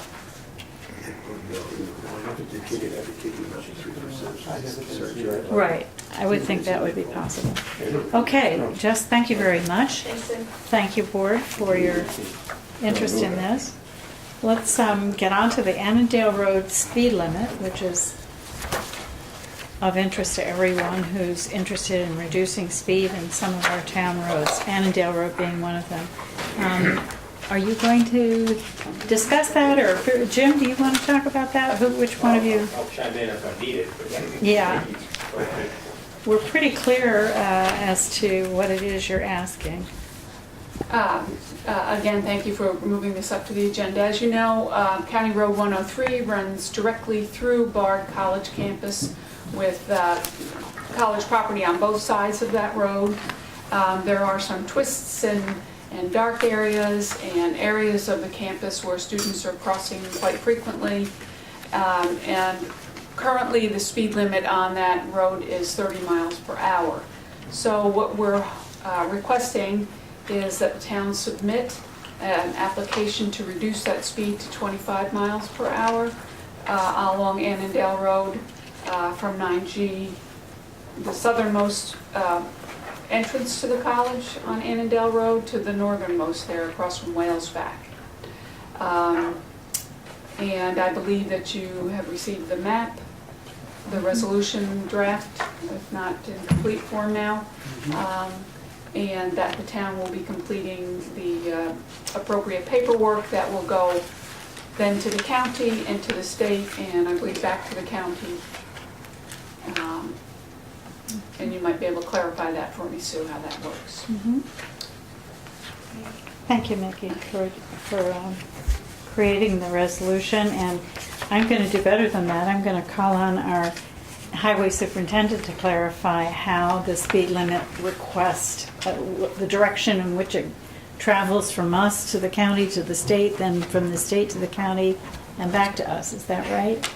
Well, the way it works is the town initiates the request, and then it goes to the county, and if the county approves that request, Okay. and this is a county road, so it comes from the town, but it really involves the county. Okay. Then the county will request the state to come and do a speed limit study, and they look at a number of factors, and then they either approve the reduction of the speed limit or they do not. So the speed limits are not set by the towns or the county. They're set by the state of New York. They have a set of criteria that they use. And as you said, it could be a lengthy process. So once they've got it in their hands, then they bring out engineers and they look at what they've got as far as configuration. Right. So we have in the packet, we have the resolution, we have the form that goes to the superintendent of highways of the county that I'm going to ask Teresa you to fill out and submit. Sure. That's to come from you, right? It doesn't come from us, it comes from you. At least that's what I thought I was told. They go through my office. Through your We're the office. ones who approve the resolution. Right, that's what I mean. For the request. Yeah. So the resolution reads, January 28th, 2015, resolution authorizing the Red Hook Town Clerk to execute a TE9A form requesting lowering the speed limit on County Road 103 from Kelly Road to the north end of Annandale Road. Whereas Bard College has advised the Red Hook Town Board that the speed limit on County Route 103 from the triangle at Annandale Road and River Road through Bard campus is currently 30 miles per hour, and whereas Bard College has advised the Red Hook Town Board there are safety concerns for students, faculty, staff, residents and their children, and visitors to the college related to excessive speed and occasional limited visibility. And whereas Bard College believes that the speed limit for this portion of County Road 103, as shown on the map, which is annexed here too, should be reduced to 25 miles an hour for safety purposes. Whereas the Red Hook Town Board, after hearing the representatives of Bard College on this issue, concurs with the need for lowering the speed limit to 25 miles per hour. Now therefore be it resolved that the Red Hook Town Clerk is hereby authorized to execute a TE9A form to be submitted to the Regional Traffic Engineer of the Department of Transportation by Dutchess County Superintendent of Highways to request the lowering of the speed limit. And I so move. Is there a second? A second. Is there discussion, questions, concerns? I thought originally you all wanted 15. Well, we consulted with Bob Volkheim from Dutchess County Department of Public Works, and he said that wouldn't likely be approved, 15 miles. I got some of the language from the town of Hyde Park, who were requesting that speed limit in school zones, and I loosely called BART a school. I mean, it is. So that's why we brought it back up to 25. And I try to interject a little levity in the matter, but I was somewhat serious. I said, why does it have to be in 5 mile an hour increments? Where did that get started? And he didn't really know. Because I wanted like 26 3/4 or something. You got to get people used to fractions, and it's kind of a lost art these days. But he said, no, I don't know. You have to go 5 miles at a time, and I think that's so going to we help chose our math 25. skills. My family has a speed limit sign that says, speed limit 5 miles, horses at a walk, and motor vehicles at 5 miles an hour.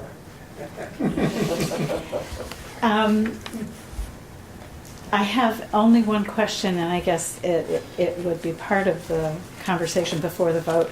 And that is, there has been some discussion about a master plan and some change of internal roadways within Bard College, and I'm assuming that this would be compatible with that master plan if you were here on behalf of Bard Jim Brudvig.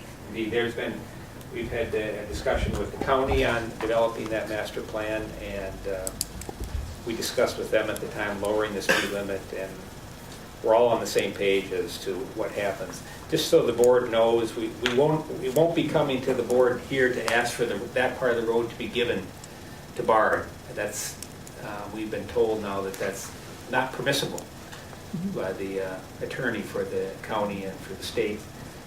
But they're quite willing to work with us on a plan to, make the college feel, residential as much as possible, consistent with keeping the road a county throughway. So, to that end, we're working with them. Okay. Well, thank you all.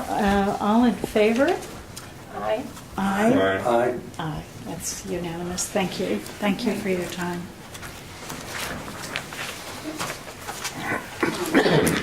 So what we'll do is, once this resolution is numbered and executed, we'll get that over to Teresa. This one should fill this out with the resolution. You'll have to accompany this, okay? Have you got a copy of this in your folder? Okay. All right. Okay. So,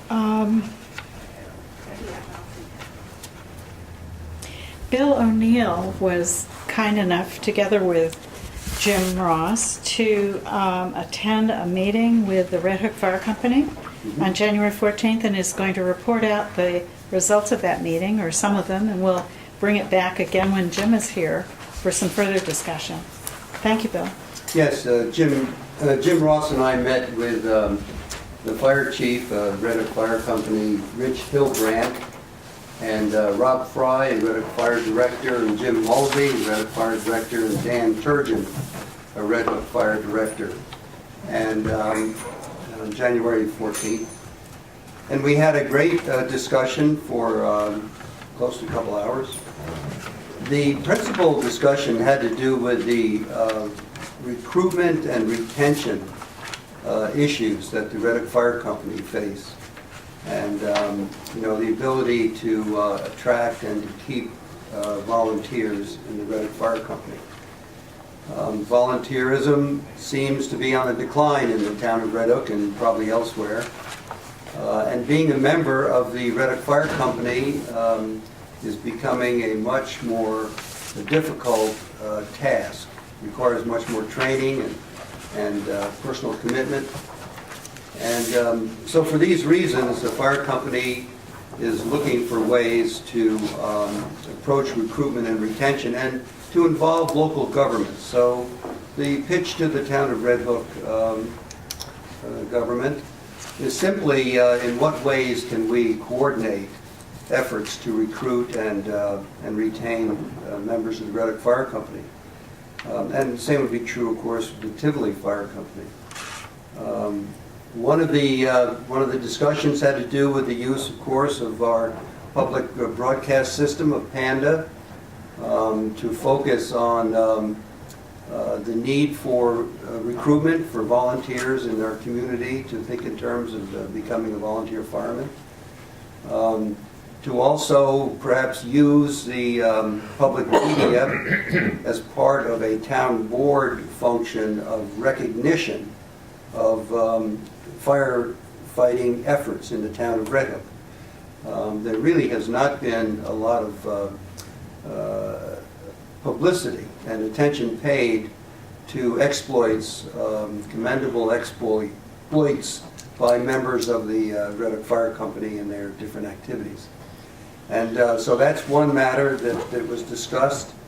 The other has to do with perhaps announcements from time to time through the Red Hook town government and on Panda to ask for volunteers to join the fire company. And the fire company would join in on that presentation at our town board meetings. The matter of encouraging the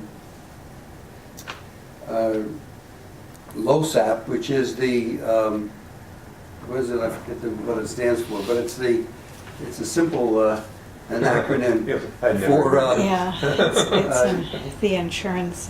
anyway. Pension plan. It is the same thing, we're talking about a retention and recruitment plan, but it's funded by the town of Red Hook, as everyone knows, through both volunteer fire companies in the town, Tivoli and Red Hook.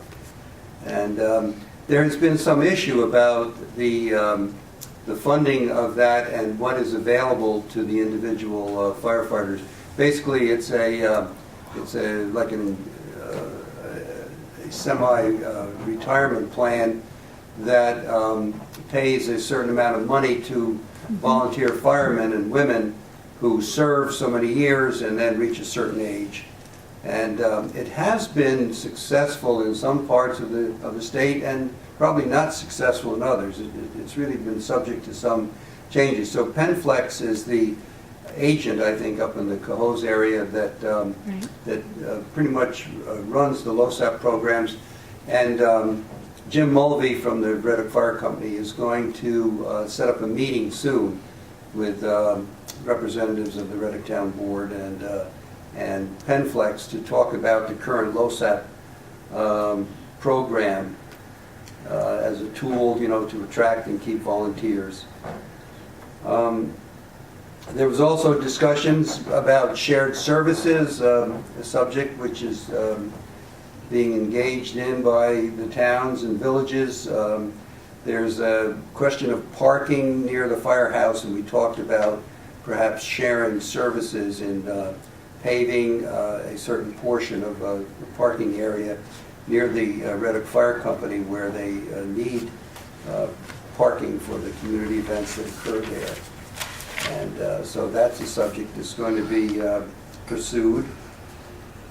And I think the other question had to do with what kind of efforts the town of Red Hook, the town board, could make with respect to employees of the town who are volunteers in the fire company, men and women, whether they would be made, would be available to be called during work hours, and then of course whether there could be any incentive program in the town of Red Hook that would encourage town employees to volunteer. The bottom line is that if you're an employee of the town of Red Hook, especially like in the highway department, you're right around town all the time. You're out there, and that's of course the basic need of a volunteer fire company is you need people that can immediately respond day or night when the emergencies occur. And so anyway, that's another matter that they wanted the administration of the town of Red Hook to explore. And so as far as the funding goes, the fire company assured us that they're funded sufficiently for their purposes. They have, of course, some equipment matters coming up, major capital expenses, but they're prepared for that, and they are pleased with what amount the town is able to provide, both by contract and with the LoSAP, and there's a recruitment fee that's given separately, and then the capital expense that we join in. So, the discussion really had to do mostly with improving the efficiency of the fire company. And one thing I wanted to mention, though, I was thinking when this young lady from Rhinebeck was making the presentation, they did mention parenthetically that the solar panels are starting to pay off in the town. I would think they would be, yeah. I've been talking about that for a while. Nice for Brenda and Yeah, the CAC really did a people to job know with that. that. That was wonderful. I don't know the actual detail, but they're very pleased with how that's worked out.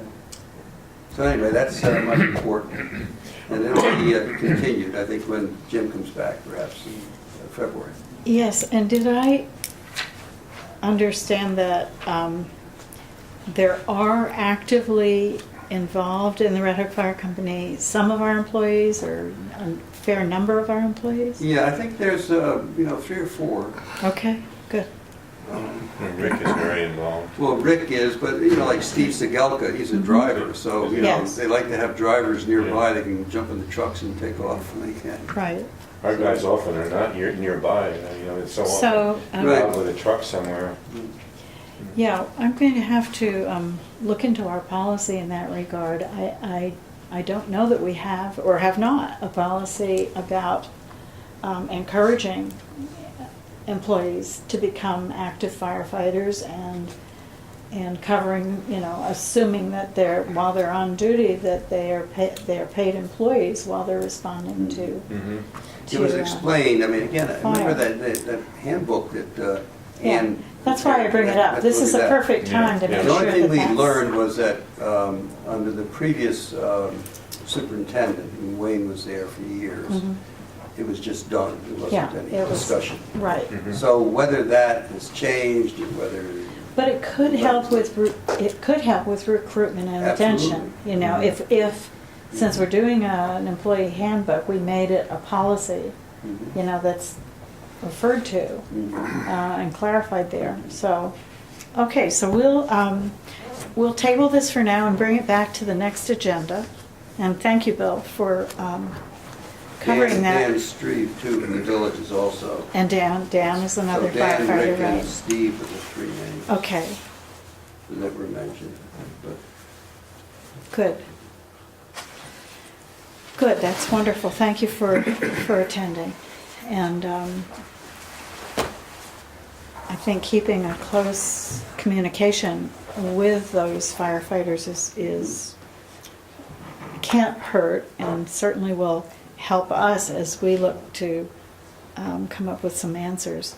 If there are, did it come up, this is just a question, did it come up in terms of any activities that they do that they would like assistance with? For example, years ago they used to sponsor a 4th of July celebration. And I wondered if that came up, that that it was a community kind of event that was sponsored by the fire company, and could we help in that regard if they were interested in doing something like there that? wasn't any discussion about that. Okay. Okay, it's just a question. I was thinking back in the day when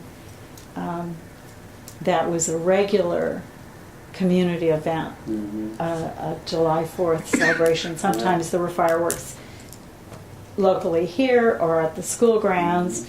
Last year it didn't get off the ground, but there was an effort on the part of a couple of citizens to have a 4th of July celebration, to begin starting again to celebrate that holiday here in Red Hook as a local event. So it was just a question, and Okay. I'll try to keep that in mind next time we talk with them.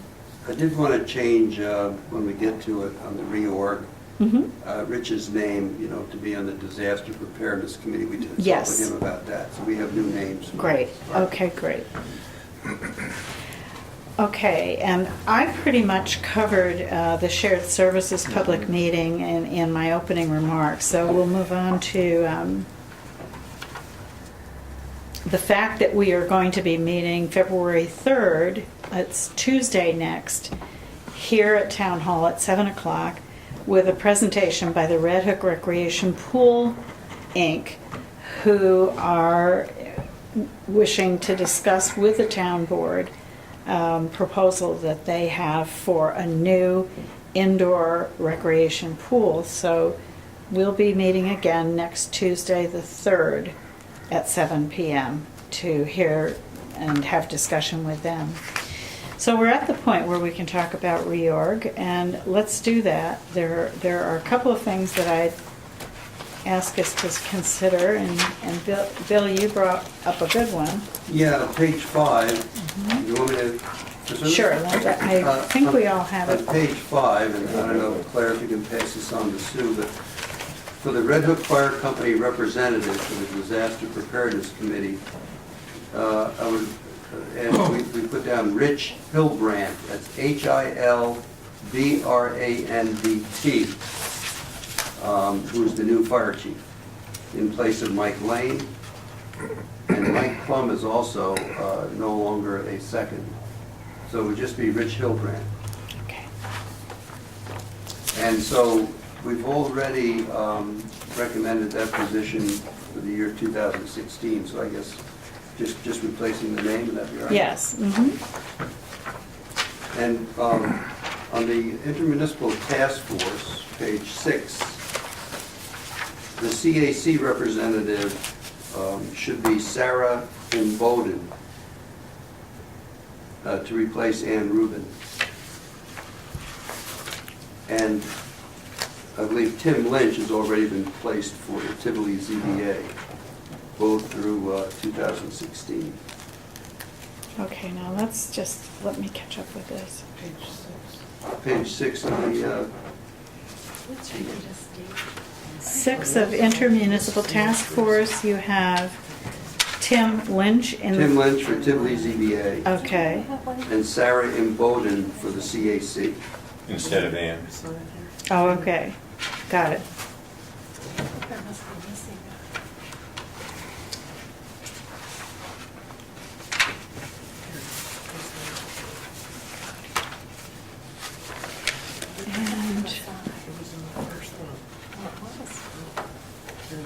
And Brenda, regarding the Greenway and Trails Committee, I had the question last time, there seems to be a vacancy there, is that true? Check, I have an outdated reorg thing, it wasn't in my folder, so. Yes, There is a vacancy. and in fact, there may be 2. Okay. I don't believe Rich is on the committee. Okay. any longer. So we would encourage people who are interested in trails and particularly trails, right? To Yes. contact the town clerk with a letter of interest. Mm-hmm. I understand that from a note from Sue McCann that one of the members of the Economic Development Committee indicated that there was someone interested. Yeah, Marty Riling. Right. He should bring a letter of He did, he interest. sent a letter. He did? I had a copy of it. Oh. And I lost my copy somehow. I have it here, do you want to hear it, or? Yes, why don't you do It's that like and a we can two-line. clear that now. Yeah. All right. And on the other side. Because there's just one vacancy there and we could fill it. I put it away for safekeeping and it's too safe. Dear Supervisor Crane and members, with this letter, I am applying to become a member of the Economic Development Committee. As an independent real estate broker with a region-wide practice, I have a vested interest in helping our communities maintain their high quality of life and sustainable economic development. I believe my experience would be an asset to this committee. Thank you for your consideration. Sincerely, Martin L. How do you say his last name? Riling. Riling. Would you spell that for me? R-E-I-L-I-N-G-H. Oh, and Martin is M-A-A-R-T-E-N. Okay. All right. And Brenda, is that a motion to appoint? Sure, if the EDC recommended that. And Harry? Second? Is there any further discussion? All in favor? Aye. Aye. So Martin Riley is now a member, full-fledged, and his term would be 2 years, so it would be 216, right?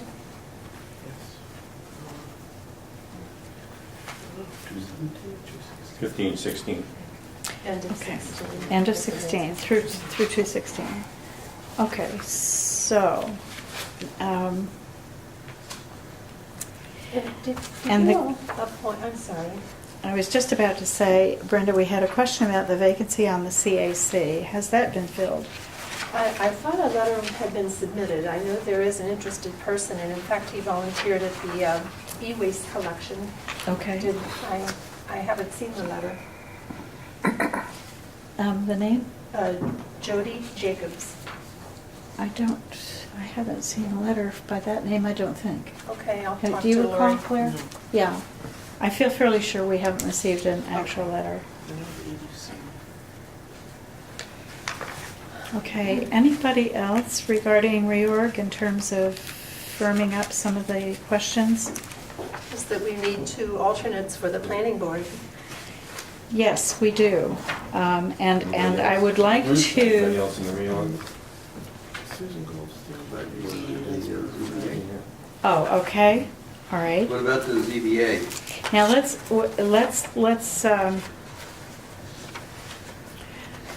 say that we have vacancies on the ZBA, in the, let's see. St. Margaret's? That was- We have vacancies in the alternate position, and by next meeting, which will be February 10th, we should know whether there's a vacancy on the board itself. We have one interested party, but I would like to suggest that with both the planning board and the zoning board of appeals, that we vote with a 5-member town board because of the significance of the decisions by those 2 boards. So if we could table that until the 10th of February, when we're all here, I'd appreciate it. And in the meantime, there are those vacancies in alternate on the planning board and the zoning board of appeals. Anyone interested, please contact the town clerk and send a letter of interest. We would be most happy to hear from new volunteers. And if I could just add, for the Trails Committee, we're looking for a couple of folks who would be interested in working with the new Trails Planner. We have a grant to hire a Trails Planner, and we need a couple of representatives from that committee to work on that. Great. Okay. And in terms of the ethics board, we spoke of this last time. Susan Goodman Goldstein has spoken with the chairman, Fred Cartier, and has resigned from that committee. So there is a vacancy. Yeah, she lives in California now. So we have one vacancy for the ethics board. Anyone interested in serving in that would be most welcome. It doesn't meet very often, but it's an important one. Okay, anything else? I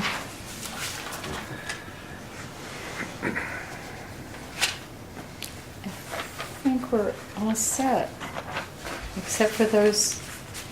St. Margaret's, I spoke with Jim Ross about St. Margaret's and others of you about St. Margaret's in general. And I don't have the answer from Jim as to when Paul is ready to resume chairing a committee. But I did want to say that to all of you that I think it would be well to have a conversation on a board level regarding St. Margaret's and maybe engage Winty in talking about any ideas he has and any involvement he might want to have on that committee to help us make use of that building. So we'll start that journey sometime soon. The Tree Preservation Commission is full, the Water Board is set. I guess we're all set. Bill, you mentioned the Zoning Review Committee. Was there a question? Well, whether you wanted to do that tonight or you said to move it to February 10th. The Zoning Review? Not Oh, I'm sorry, yeah. no, I meant the ZBA. No, the ZVA I'd like to leave until we have a full board here for that The decision. zoning review committee didn't meet last time because of the absentee, but it's scheduled for February, 2nd Thursday. Okay. And there's one liaison vacancy there, and that's Tivoli, right? Right. Okay. So we will be welcome from the Tivoli Village Board an appointment to the liaison, to be liaison to that zoning review committee. Okay, and I guess that's it. I'd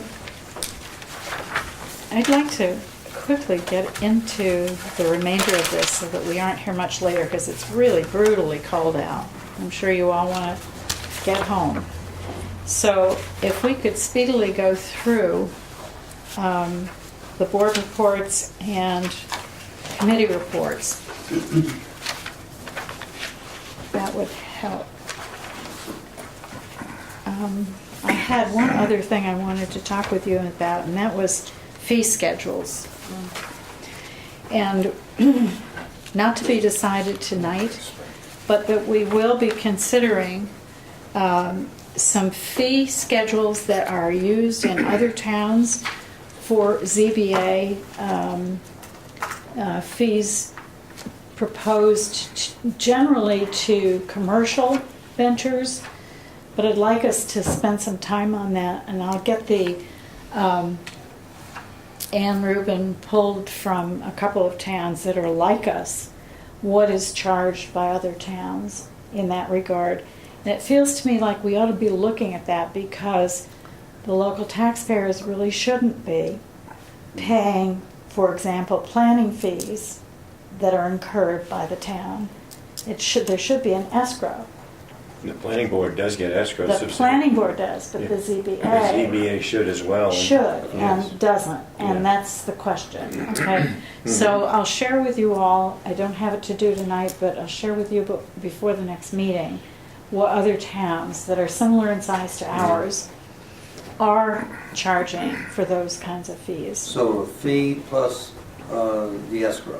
Both those Well, subjects. fee and escrow, there would be an established at the Yeah. proposal, at the hour proposal to consider whatever the zoning issue is, there would be a decision about what kind of fee would be put in escrow so that expenses would be covered.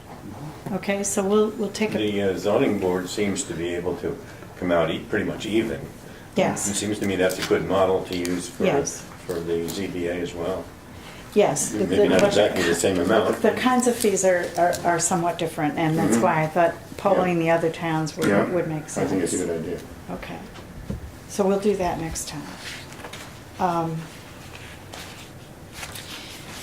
The other fees that I wanted to discuss with you relate a little bit, in some ways, to the correspondence that we have, and maybe I'll speak to that when we get to correspondence. But you are aware that we have an agreement with a number of organizations, one being the school district for usage fee of the recreation park facilities. And Harry, I know that you and Doug Strowinski were going to schedule a Yeah. meeting to discuss that. Can we count on you to do that Yeah, before the next that's meeting? at the top of my list, Okay. having been incapacitated I know a fair you were. amount lately. But, I know you were. but You probably weren't that's- alone. That's, But if you Representative. could contact Doug and Mhm. let's find out if we can affect their meeting before our next town board meeting, Mhm. so that we all are on the same page in that regard. Okay. So, board reports. Has anyone a planning board report? I do, just a couple of lines. Thank you, Brenda. The planning board meets only once in January and February. At its January 5th meeting, the board continued to review an application for site plan, lot line revision, and minor subdivision in the traditional neighborhood district, a special permit for application for an accessory apartment on Hateman Hill Road in the RD3 district, and an application for a special permit and site plan for a 14-room inn and public restaurant on Pitcher Lane. Okay. Two fairly big projects. Okay. Zoning Board of Appeals, has anyone got a report on that? Should really go to Bill, I think. It was in my folder. Okay. Thank you.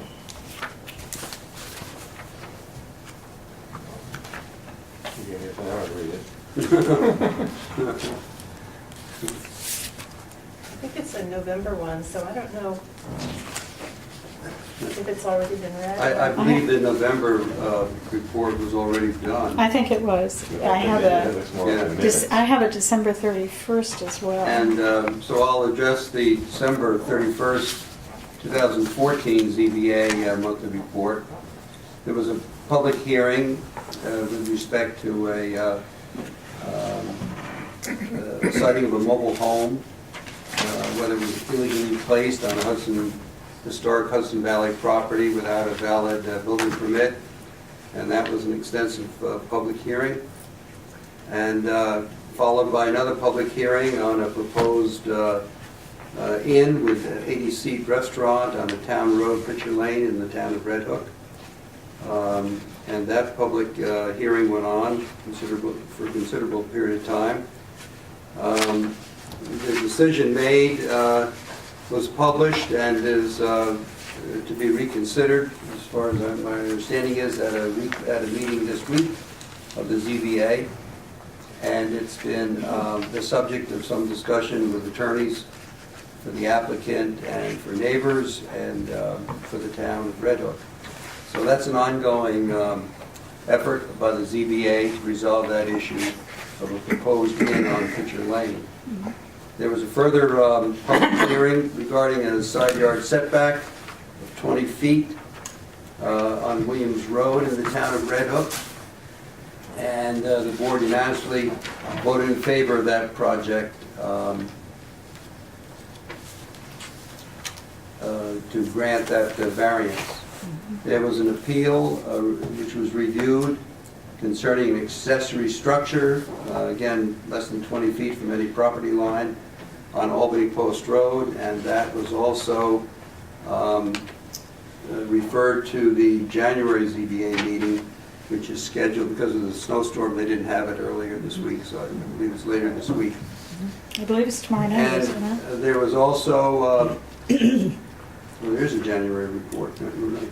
There was also an appeal by a person living on Haven Hill Road concerning an accessory apartment, and that is continuing as well, was not reconciled.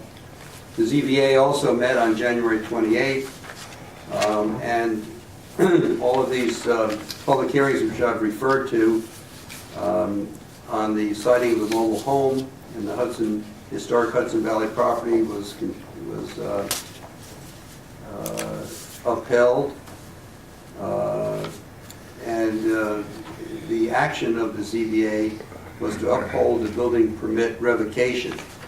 The building permit had been revoked by the town of Red Hook Building Department, and that was upheld by the ZBA. The hearing on the Albany Post Road property for a setback and accessory apartment was granted. The vote of the board unanimously was to grant that area variance for the accessory structure. It's actually a shed on that property, storage shed. And the next zoning ZBA meeting is going to be Wednesday, February 11th, is the actual next official meeting of the ZBA. Okay, good. Thank you, Bill.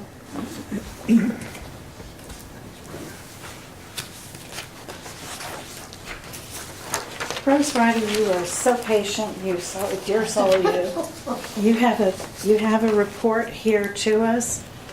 Yeah, And I've just tell us what you've been up to. I have distributed the copies of the 2015 budget to most of the departments as of today. And I will be sending out the ones to the committee. So everyone will have very soon a copy of their 2015 budget. And I will meet with any of them that have any concerns about their budget. Great, thank you, Rose. It's always good to do that up front in the beginning of the year so that people who are responsible for those numbers as the year progresses know, they know what they are starting with, and if there are any adjustments to be made, they can come to you or to me or both, and we can meet about it and bring it to the board. Thank you very, very much. And we have you to thank in part for preparing us for a 10% increase in the health insurance for this year, so it was much easier for the board to vote tonight. No, well, that was put together by Minnie and I said in part, but anyway. But you had anticipated it in the budget we passed. Yes, we certainly tried to hit it, didn't we, Rose? Yeah. We missed by a little. Yeah. Yeah, it's a tough one. Thank you so much. Okay. Okay, let's see, where are we? Department reports. Anyone have an animal control officer report? I don't. Brenda and I intend to meet with our animal control officer next week, so we'll have more on that maybe the next time around. You want to hold the dog license and leash information? Yes, no, whatever you think. Fast. Well, we just thought we'd remind everybody that with regard to the law on dog licenses, so any dog that's 4 months old or older is required to have a dog license, and the cost is $15 if they're spayed or neutered, or $22 if not. The license is good for 1 year, and you must have proof that there was a rabies vaccination. You can do the license by mail. There's at redhook.org, our website, you can download a form and mail it in, or you can come in person and see Claire or Sue.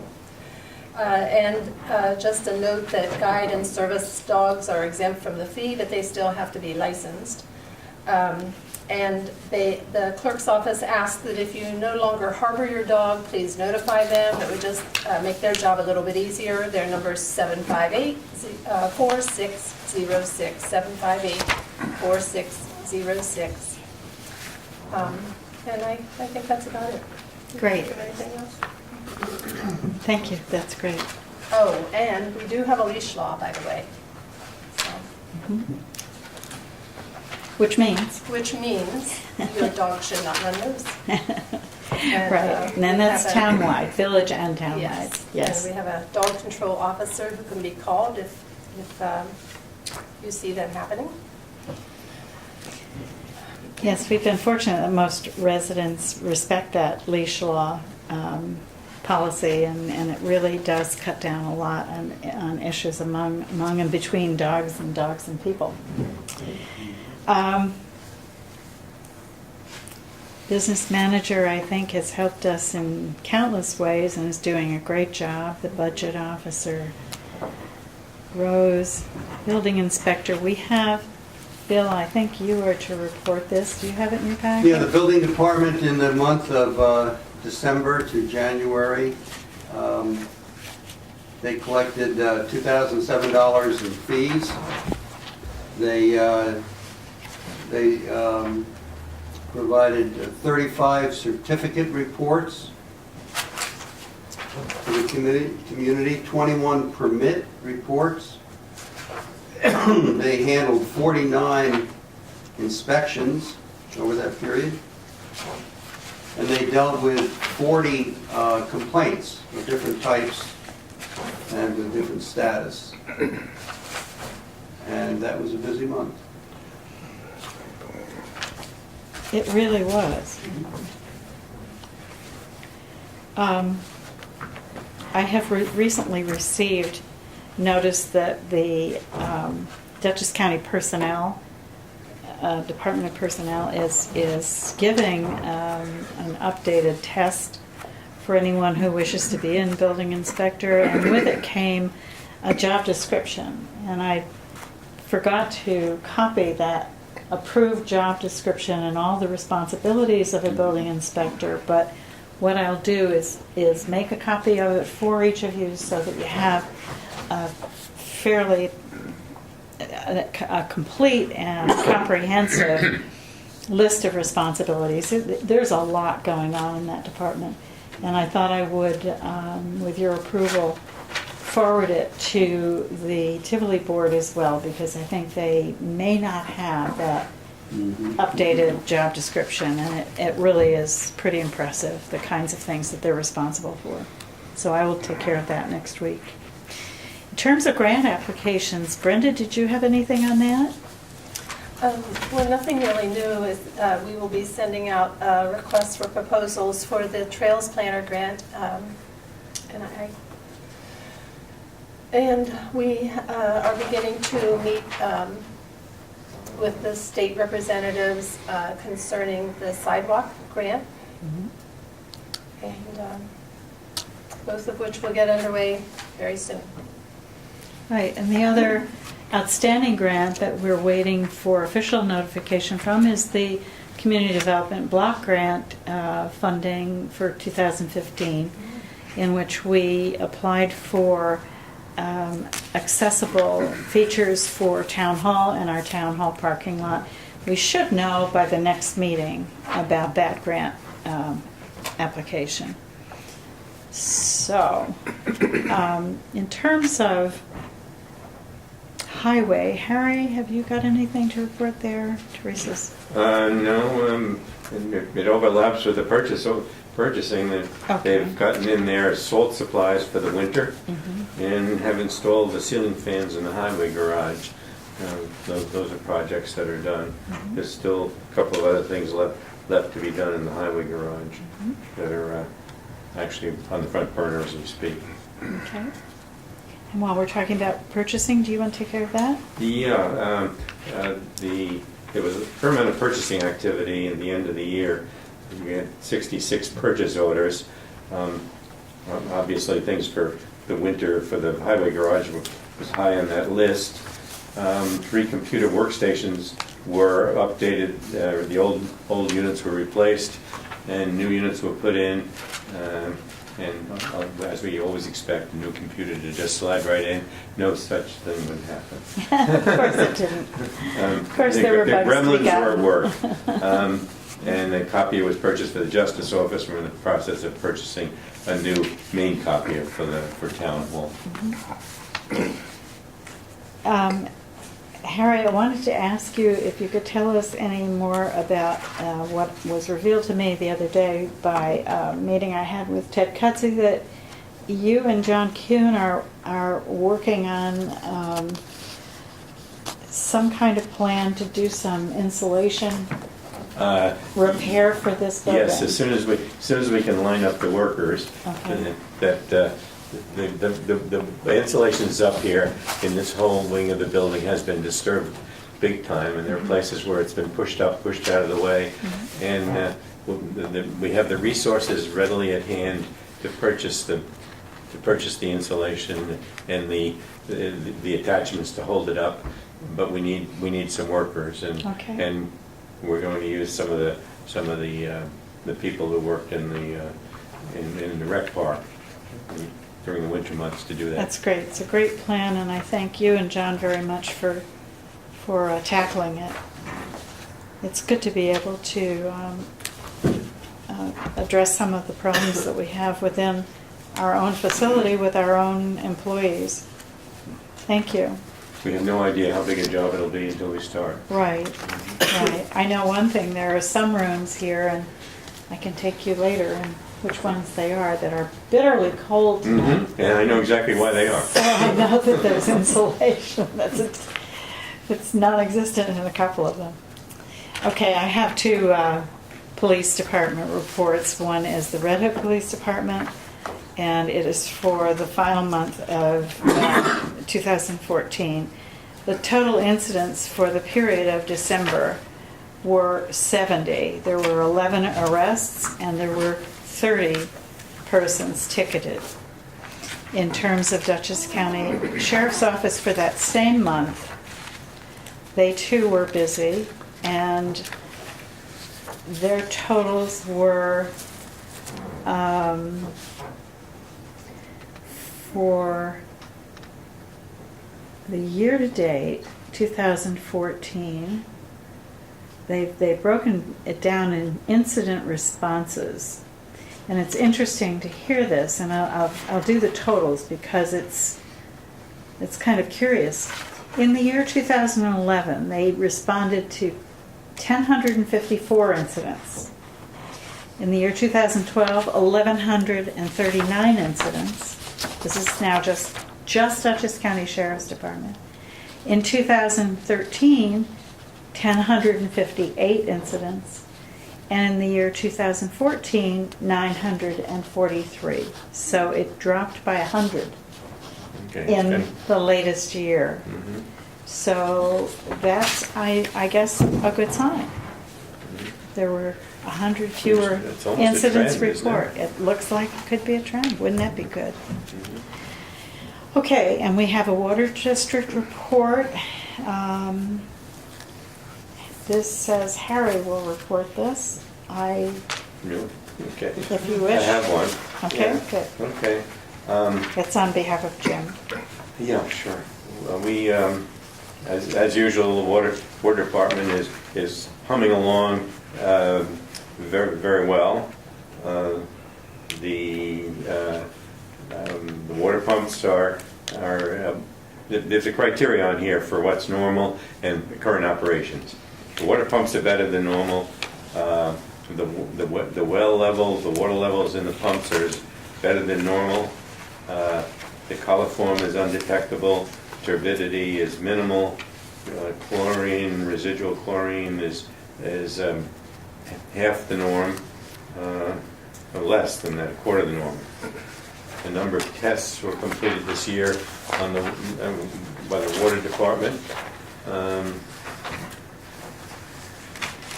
The filtration system is working properly. All filters are being replaced normally with no signs of any deterioration in the system that we're using.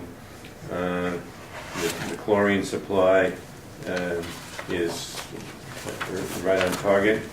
There are 10 outstanding work orders with our contractor, and they're working on resolving them. There are things like maintenance, repairing and replacing the water pipe where it goes through the floor of the pump house, the lights in the filter room, and various things like that. One of the fire hydrants in Linden Acres was repaired. But basically, it's maintenance work that is maintaining the system in the excellent shape it's been from year to year. And this is another. There are 2 months here, and this month is essentially a carbon copy of the previous one. Things are running well in January as they were in December, and I would continue that right through this whole report. So we have a first-class system, and has been, and it looks like it's continuing to be. Good. Thank you, Harry. Appreciate it. Okay. Is there a recycling center report? I may have skipped over that, Brenda. I'm sorry. Just to say that the e-waste collection event on January 17th was a wonderful success, and we have a lot of people to thank, and I hope I don't forget some of them.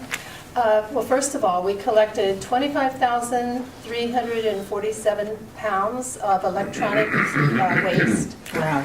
Versus about 18,000 in 2014. And the company that collects this, they're from Rochester. They have all the proper certifications for appropriate responsible handling of the electronics, and they reuse what they can, although that's very little because a lot of the computers collected, etc., are older. And they then, with the rest of them, they break them down into component parts or even further down into salvage. And they actually usually get more money for salvage than they do the components, they said. And one interesting little piece of information they told us was that they get more money for the older computers than they do the newer ones because there's more metal and now there's more plastic. How about that? So anyway, thank you goes to TJ Hackett, the recycling center manager, Nicole Pallas, and Bill Zigafy, who work at the recycling center, and Teresa Burke, the highway superintendent, who graciously drove one of the highway department trucks and offered pickup services to our residents who couldn't bring their own electronics in. Thanks to Lori Husted, CAC chair, and also BARD representative. Thanks a lot to 4 BARD students who volunteered as part of their Martin Luther King Day of Service. I unfortunately don't have their names, but they were a great help and they allowed us to do that pickup service. They were the heavy lifters on that. Thanks to CAC members Mike Zeely, Sarah Imboden, and a volunteer for CAC, although not a member yet, Jody Jacobs. And thanks to the Village of Red Hook Mayor, Ed Lundell. Everybody was great and made the day a wonderful success. We had one anonymous person, I didn't get his name, who we ran out of pallets. We collected 49 pallets worth of stuff piled very high, and all of a sudden, people are coming through and we have no more pallets to place the electronics on. So one person who had dropped off stuff was driving a pickup truck, and he offered to go get pallets for us. So thank you to whoever that was. We're selling recycling stickers for $15 at the recycling center from 8 to 1, Wednesdays and Saturdays, as well as at the town clerk's office. So it's $15 for the first one. If you need extra, they're $3 each. And yeah, come sign up. Great. Thank you. Okay. I think that covers department reports. Committees. Bill, do you have a report for intermunicipal task force? Yes, the intermunicipal task force at the weekly meetings in January considered and discussed an inquiry regarding the expansion of a motel on Route 9 North in the B1 Business Zoning District and the RD3 Zoning District, researching what uses would be allowed in those zoning districts at that location. Further reviewed a site plan proposal for a large parcel off Linden Avenue, considering what uses are allowed in the town's residential zones and whether agricultural uses should be limited in residential areas. The task force at the weekly meetings also reviewed water and sewer projects currently being pursued by the village of Red Hook and discussed the future for water and sewer projects in the town of Red Hook, the villages of Red Hook and Tivoli. At the January 23rd meeting, Chris Close from the town's Economic Development Committee and on behalf of the board of the Red Hook Community Center explained the proposed project to be known as the Red Hook Community Center, located at 59 Fisk Street in the village of Red Hook. The task force by consensus agreed to fully support this proposal in concept, promoting a sense of community, and will await future details. Great, thank you. And you still continue to meet every Friday morning? Yes, 8 o'clock, 8 o'clock. Okay, thanks. weather permitting. Weather permitting. And we have a rec director's report. Harry, did you want to? I do. And it's his report, and it falls into two sections. He has summarized everything that's been done for the program during this past year, and outlined how the rec park is wrapped up. There was a lot of damage from storms this fall, most of which can't be cleaned up until the winter when the ground is frozen. But if we go on there with equipment, it'll destroy it. Everything's turned to mud. But the fall cleanup went on for quite a while. It is now complete, and everything's in abeyance till the spring. Mm-hmm. Okay. Looks like 13 dead trees taken away from St. Margaret's. Mm-hmm. Wow. Okay. They did that? That's what it says. And since that, there are more. Mm-hmm. Mm-hmm. Okay, I thank you. We have no report from the Senior Services Committee, I see, but Brenda, you have something from tree preservation? I do. From Nancy Gusky. We had our first meeting for the 2015 on January 20th.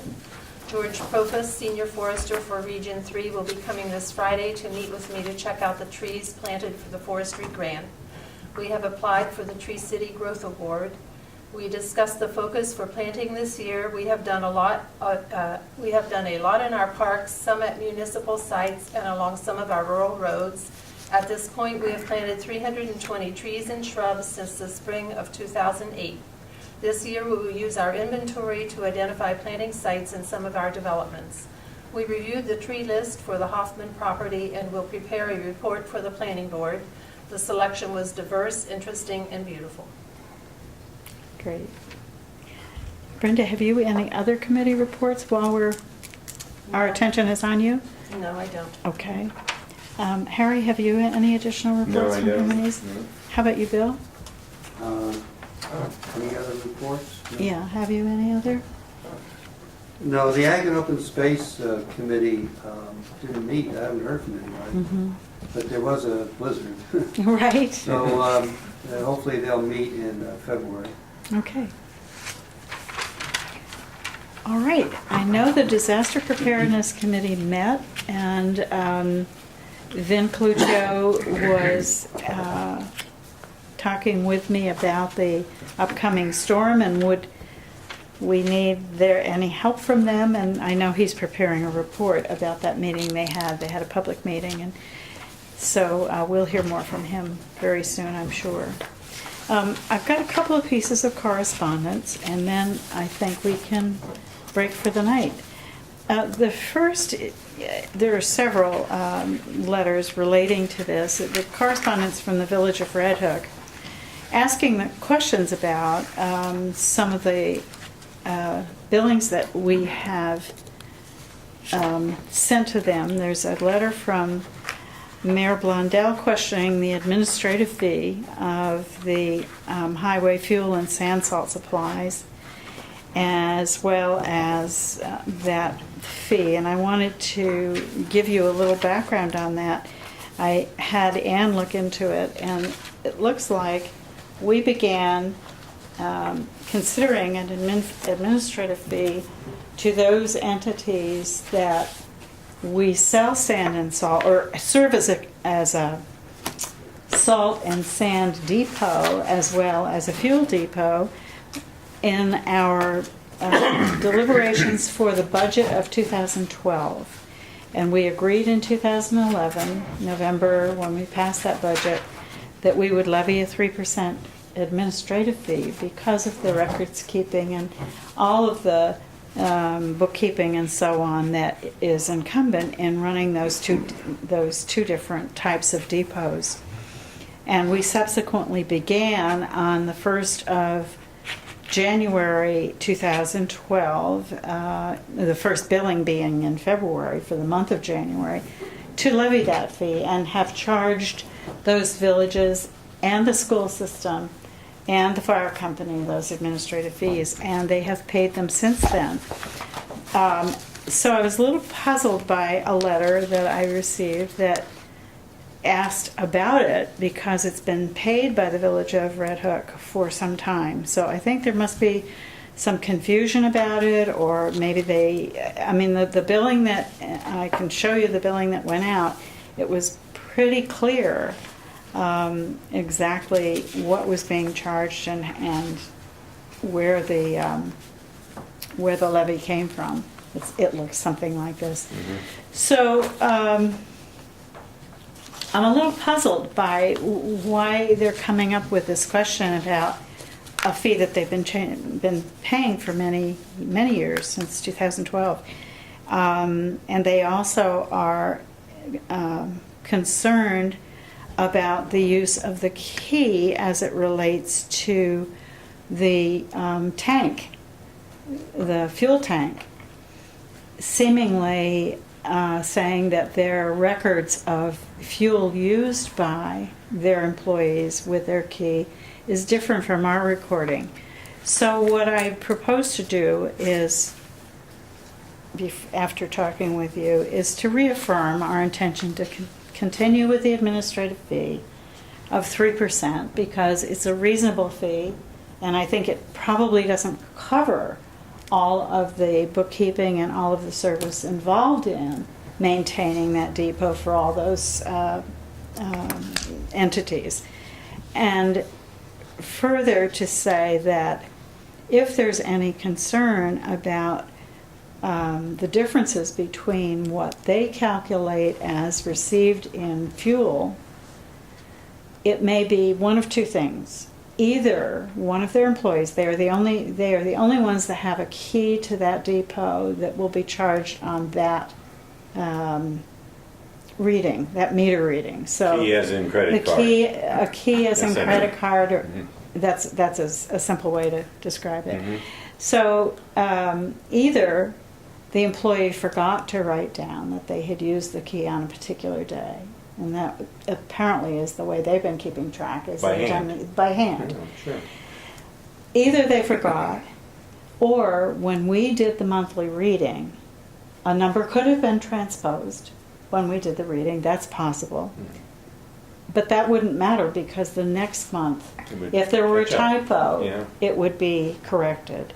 So I just wanted to let you know I'll be writing a letter to Mayor Blondell to explain the genesis of the 3% surcharge, and how long it's been in effect, how, I'm not sure he's aware of how the pump key works. The letter is a bit puzzling, so I just wanted to let you know I'll be writing a letter to respond to these two I think we letters. should say also that the cost of that operation comes out of the DB fund, which is a fund that taxpayers who live in the town pay. And Yes. therefore, it's a service that the residents of the village are not paying for in their town taxes. His letter suggests the other. Hmm. His letter suggests the opposite, that because they It does. village It residents does. pay for the town employees should. But be that's not subsidized. true. No. They do Correct not. that. The don't. village residents do not pay for town highway employees. Okay. So he's mistaken about that, and we'll get a letter. Yeah. We'll get a letter to clarify that. It is complicated. The A fund, the B fund, the DB fund is complicated, and so I'll try to clarify that in writing. This modest 3% service fee on billings has been paid consistently by the entities who use the town fuel and road material depot since, as I said, 2012. So I'm not quite sure where the confusion lies, but we'll try to get to the bottom of it. But I wanted you to know about it. The second letter is, third letter actually, is from Dutchess County asking us to participate in the development of Dutchess County All Hazards Mitigation Plan. Per federal regulation, all local governments must have FEMA-approved hazard mitigation plan and be eligible to apply and receive federal mitigation grant funding for public and private mitigation projects. So Dutchess County's been awarded a grant to update the county plan as a full multi-jurisdictional hazardous mitigation plan to include all municipalities. And I guess they're asking us to participate in a kickoff meeting and look into whether or not we have any areas that would fall into this hazardous, most of it being floodplain. And we need to let them know, their emergency management system know by February 6th if we intend to participate. Steve has on record and in his files the federal, recent federal maps for floodplains and so forth. So I thought I'd try to sit down with him and sort this out as to what it is they're asking from us. The natural hazard mitigation within a community is could be really complex to describe, and I'll bet you it's not going to be an easy task either. Who is that So from? this is from Dutchess County. The county has received, has been awarded a grant to update the county plan, and they're asking for community participation in their own, They within create those their own records. borders. Yeah, within their own They borders. create those records that are for the town. I don't So they're know. asking for who among us will be the point of contact, and will there be representation on a planning committee? So we have to think about it, and I'll make sure that you get a copy of this. I need to get back to them begging a little more time because it's February 6th. They want an answer, and I just got the CAC would be letter. interested in that, right? Floodplain? The floodplain is all defined already with, it's on all. Yeah, they might be, on or, all- Vince, Ben, Yeah. from the Disaster Preparedness Mhm. Committee, or. Mhm. Well, I need to meet with Vin, so that's a good idea. Vin might very well. It's a bigger issue in southern Dutchess because of the flood. Mhm. down It is, there And the it is. restructuring of their maps, Right. that everybody- Is Um, he asking us to restructure the No, it hasn't outlines? happened in our area, right? No, well, it has though. With Hurricane Irene, you've forgotten. You've forgotten. With Hurricane Irene, we had a really dangerous situation Yeah. going on with the Sawkill overflowing. And the floodplain became a real danger to a Mhm. lot of very, very. But it was well defined before that, though. It was well And I defined, think and that's I a- don't believe that it has changed with the No. new floodplain maps. I think we already have gone over this, but it was 2 years ago, so I can't be absolutely sure. But I can tell you, when that hurricane hit Yeah. here, it hit hard, and we were stunned by the number of homes that Mhm. were impacted. Mhm. And basements that took on water by dozens. Mhm. And, lawns that had never been flooded came right up to people's back doors. So it is an important issue. And thank you, Brenda, for mentioning Vin. I think I will ask him to take a peek at this and see if he's willing to do that for us. That's it for me.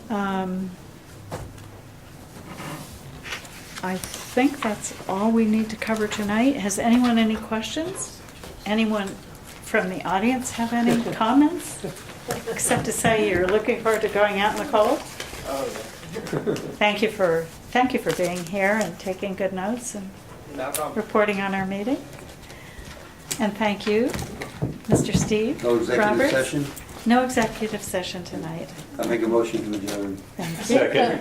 All in favor? Aye. Thank you all very much. Thank you for hanging in there. It was a long meeting. We had a lot of business to cover. Oh, Sue.